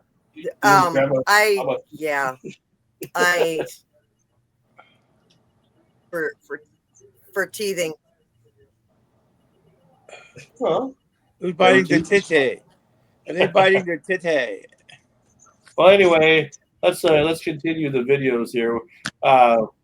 You ever want to know about what the Canadian geese are like around here? Here you go. Here's the video. Oh. The Canada goose. Native to Canada, sometimes they're naughty and they come to the U.S. Basically, they come here and they crap everywhere. If you look around you, it's a landmine type situation. Up to 2 pounds of turds per day they drop on our land, here in the U.S. Every 12 minutes on average, they drop another turd. This is all true. The Canada goose. More like the Canada deuce, because they drop big craps. this true, John? Yeah. I had a friend that I used to work with who had bowel issues, and her nickname in my phone was Goose. So she shit a lot with the geese. Well, Canadian hawker shits between she 15 and 25 times a day. Oh, kid, Mama. So Shit when you like a see them goose. That near a that lake is a or valid something and you saying. think they Yep. look really cool, they're a shit machine, and we've got way too many of them around here. Oh, that's funny. Is They're it just as bad as good the jerky, bald? Is it just as bad as the bald eagle?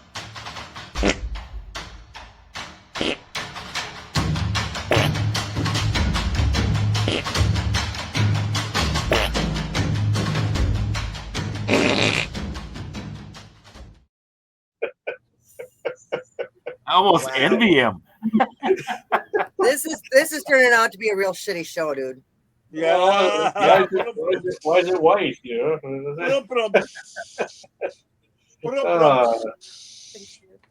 Well, you want to know how dumb people are? Well, especially when it comes to the generations and all that stuff. Well, here's a couple clips for you. Ponder these. How many states are in the U.S.? 52 if you include Alaska and Hawaii. Yes. Who was president during World War II?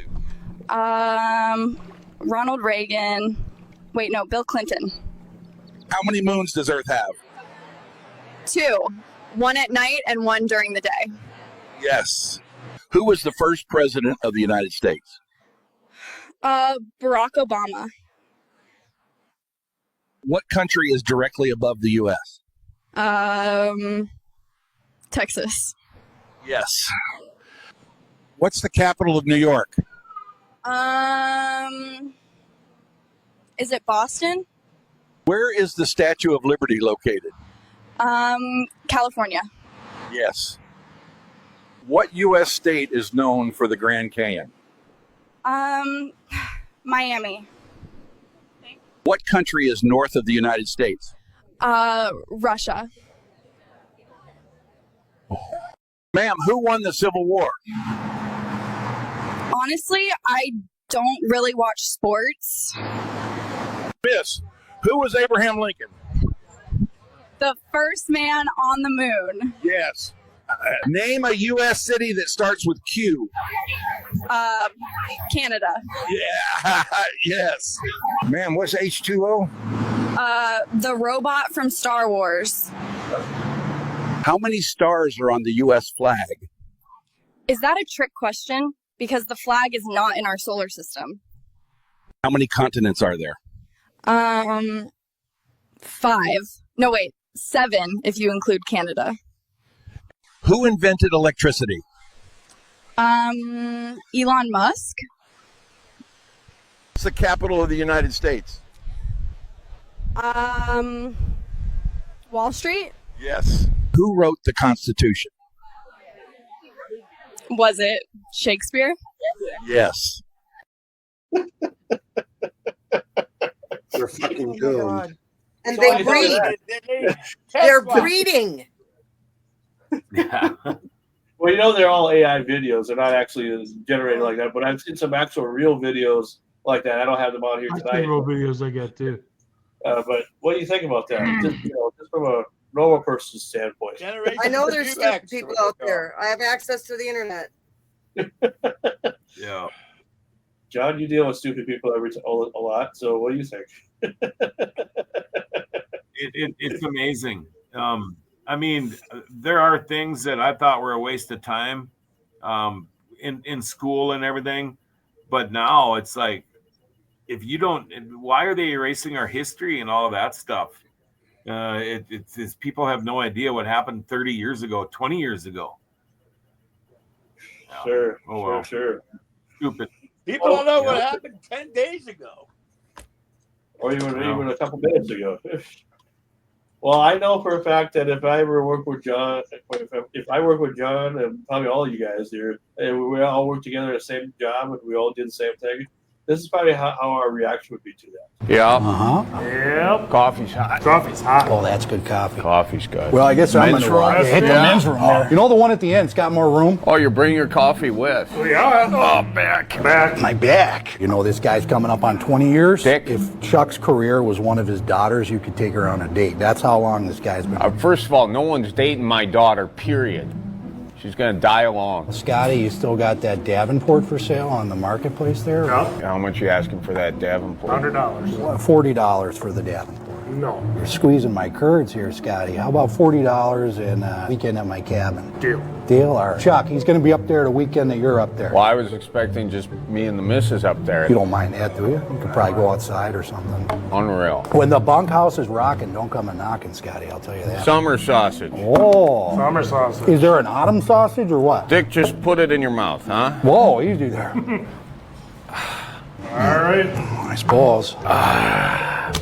Bathroom. Yeah, bathroom real quick here. You guys want to play I Spy or 20 questions? I Spy. Well, sounds like my coffee shop. Funny. I just picture us working together like in construction somehow, and this is how we handle our day. Guys, John I drink Robert coffee plays when part I'm of like a the little parents kid. or, For some reason, my phone ain't charging, so if I go down, it's not on Well, purpose. we're almost done. I mean, I only have a couple more videos left to show you guys, or whatever. We'll I'm end it, just but, warning you, I got it plugged in and everything, but for some reason it ain't charging. Well, we didn't have a guest tonight, although we had Sam Houston and then Mama T. It was since pretty you were good. watching. Sam's a good. What do you think of Sam then? I like Sam. Is he a Sam's keeper? a good guy. Very interesting. Yeah. He's talking about being This is saved and interesting, being dude. I healed wanted and to ask having a. I wanted to ask him a question. Yeah, he was being saved and being healed, and he had an Indian doctor save him, and he was smoking a cigarette. I know. I saw the show. I on Facebook. I was commenting, but they didn't show up here at all. I wanted to ask him if he's ever been in the ring with his brother and his sister. Yeah, because on Facebook there is.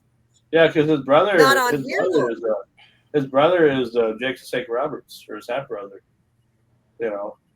Oh, Danny O'Keefe finally called. And his sister is Rockin' Robin. Yep. Rockin' Robin. Oh yeah. Kind of interesting how things just kind of lined up. But I think he'll be able to help us get some of those people that I'm not able to get. You know, so for wrestlers and stuff like that, because he knows a lot of people.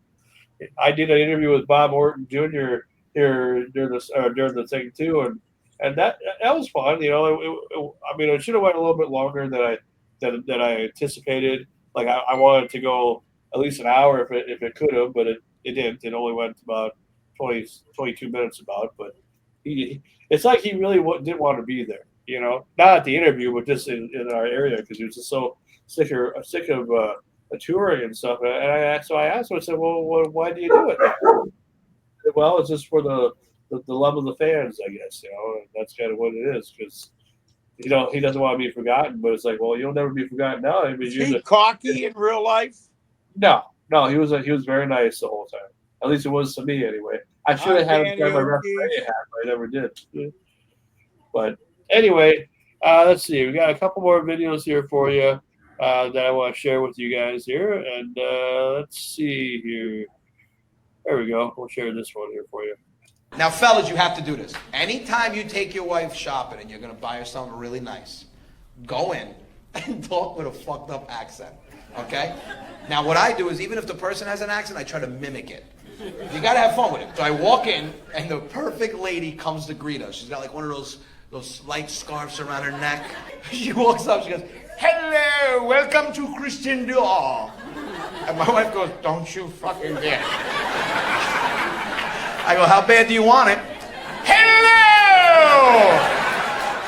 I'm hoping you can be of some assistance to me." She goes, "Absolutely, sir. What are you looking for?" I said, "I'm looking for a bag. A bag that says, 'Honey, I'm sorry for yelling at you,' but also a bag that tells my wife, I should give my husband fellatio." My wife goes, "Oh my God. Now, the lady can't call my bluff because she wants the sale. She goes, oh, okay, so right this way. She goes, now, do you know what type of bag do you want? Over the shoulder, crossbody? I said, well, you know what they say. Buy a woman a tote, and that woman will deep throat. So, let's go for a tote, shall we? So she brings me to the bag. I go, oh, that bag is marvelous. She goes, would you like the matching wallet? I said, do you think my chances will go up? She goes, absolutely, sir. I said, bring it up. She rings it up, she gives me the price, I go, oh, fucking bloody hell. I go, for this price, there's a Korean woman come out and give me a happy ending. The woman goes, sir, this is not one of those stores. And I broke character. I said, wait a minute, there's a store like that? Because if there is, I'm buying a bag at the wrong store. Can you imagine that, fellas? You spend a certain amount of money on your wife and a Korean woman comes out at the end. Oh, that's a good choice. You come back a room, I take you for your wife. Come here.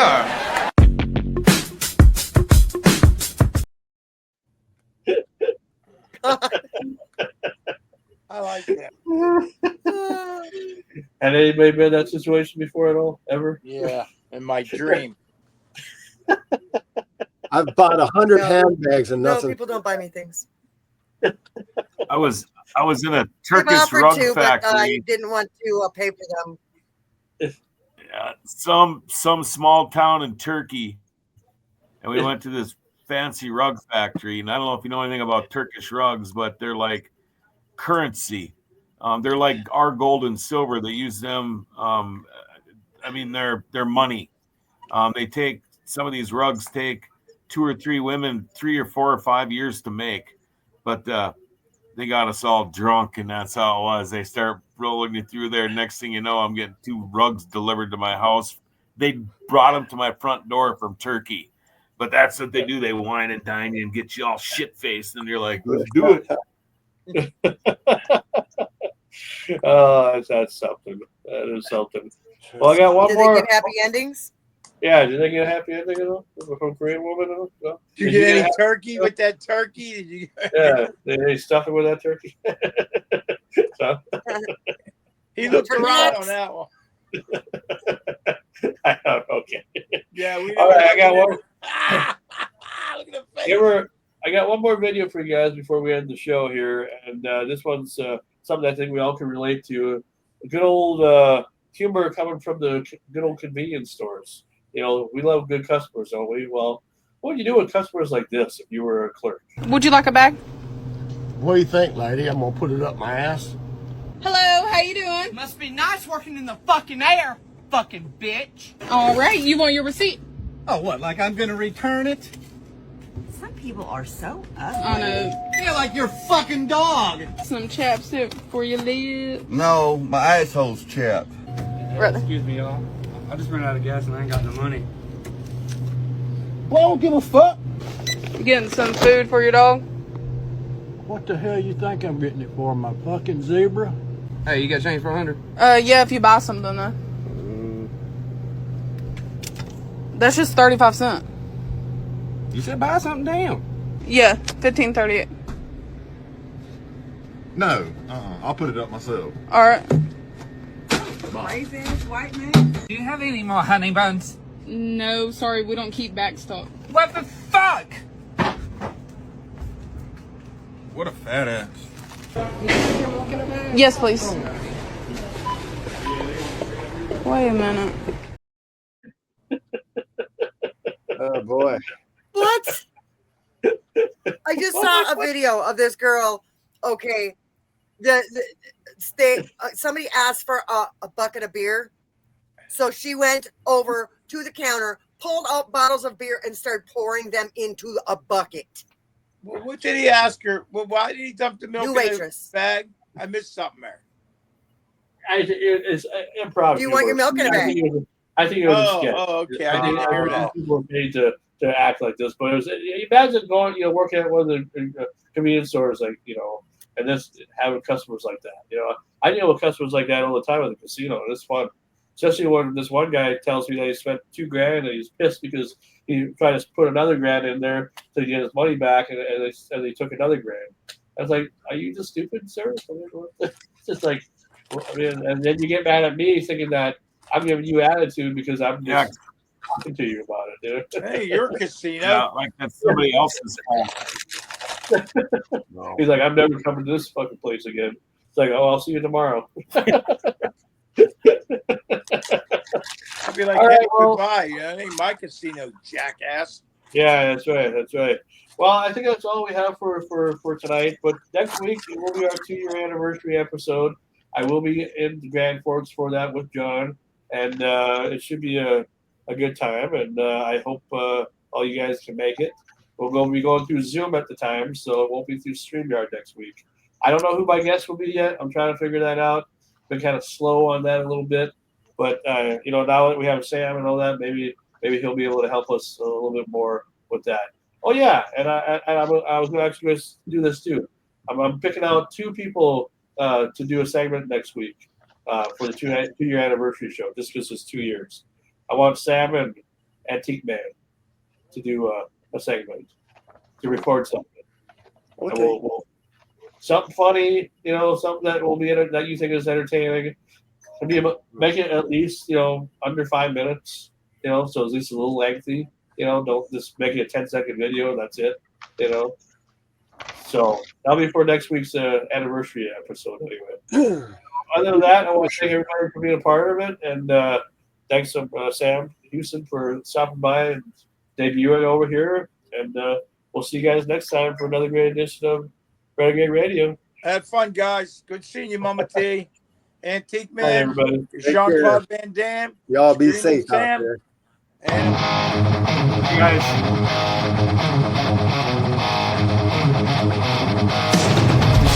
Come weekend, kids, and they're hunting for the thrill. They're seeking treasure, adrenaline to spill. You don't know what you got until you find the map. You don't know what you got until you set the trap. You don't know what you got. Is it just a trap? Oh baby, baby, baby, let's escape this cap.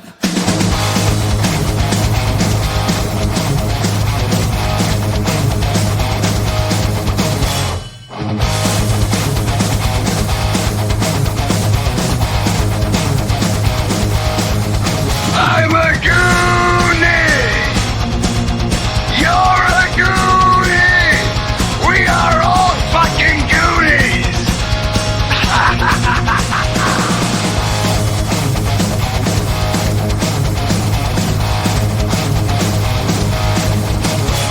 I'm right on the road, smashing the spray, moving the bad, for the reason you didn't see. Leaving waiting the story and grind. The dress is yours and it's gold. You don't know what you got. You don't know what you got. The clear and test. You don't know what you got. It's the ultimate test.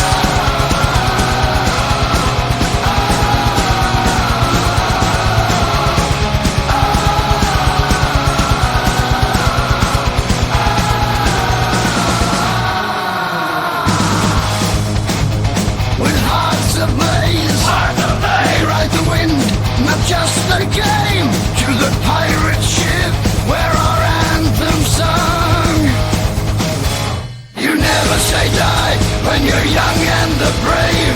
One-eyed skull, the dark caves we crave. You never say die with hope in our chest. In the shadows embrace. Embrace. Echoes ring of secret places. A trail to sail. The treasure chasers. Gather round me, hearts unite. Through the moonlit danger sight.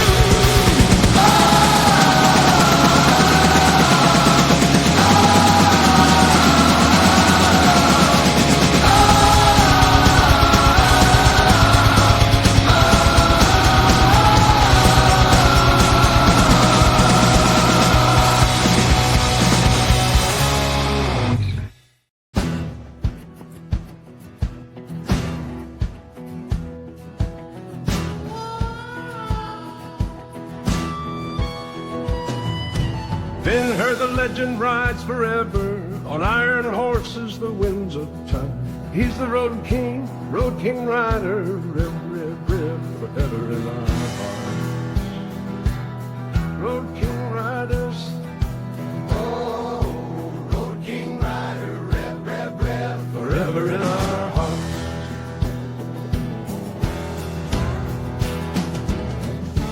From sunrise to twilight's whisper, he battled hard, the true road twister. In leather and steel he faced the storm. leather and steel, we face the storm. A brotherhood bound where legends are born. The road king rider, rip, rip, rip, forever in our hearts.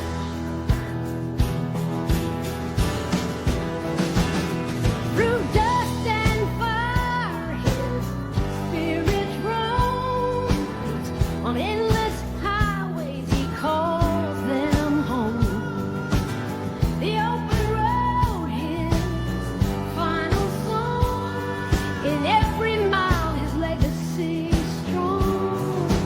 He's the road king rider, rip, rip, rip, forever in our hearts.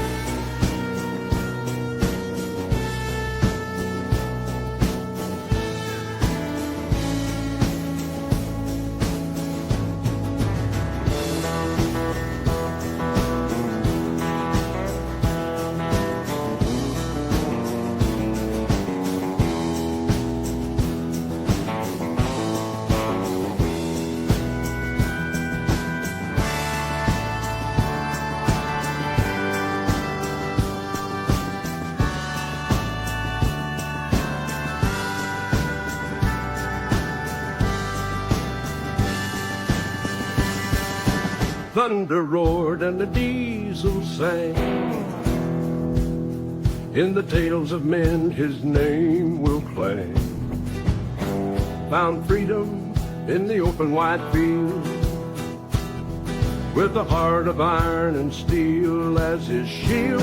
He's the road king rider, rip, rip, rip, forever in our hearts.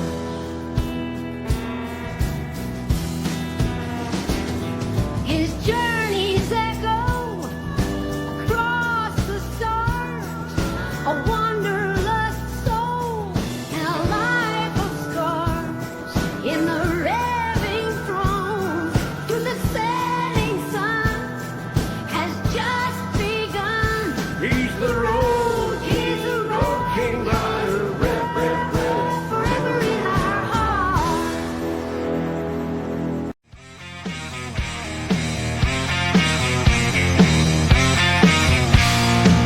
I've been rolling down this road with my head held high. Nothing's ever gonna break the spirit that won't die. And through the dust and pain, I find a way to shine. Living wild and free, this renegade is mine. I am a renegade, and I'm never gonna fade. I am a renegade, hear the freedom that I make. Chasing dreams with my heart, tearing worlds apart. I am a renegade, and I'm never gonna fade. I was just sitting here on the toilet and I got to thinking about the message of the day, and I believe the message of the day is to keep pushing, baby. No matter what kind of shit you're dealing with, you just got to keep pushing.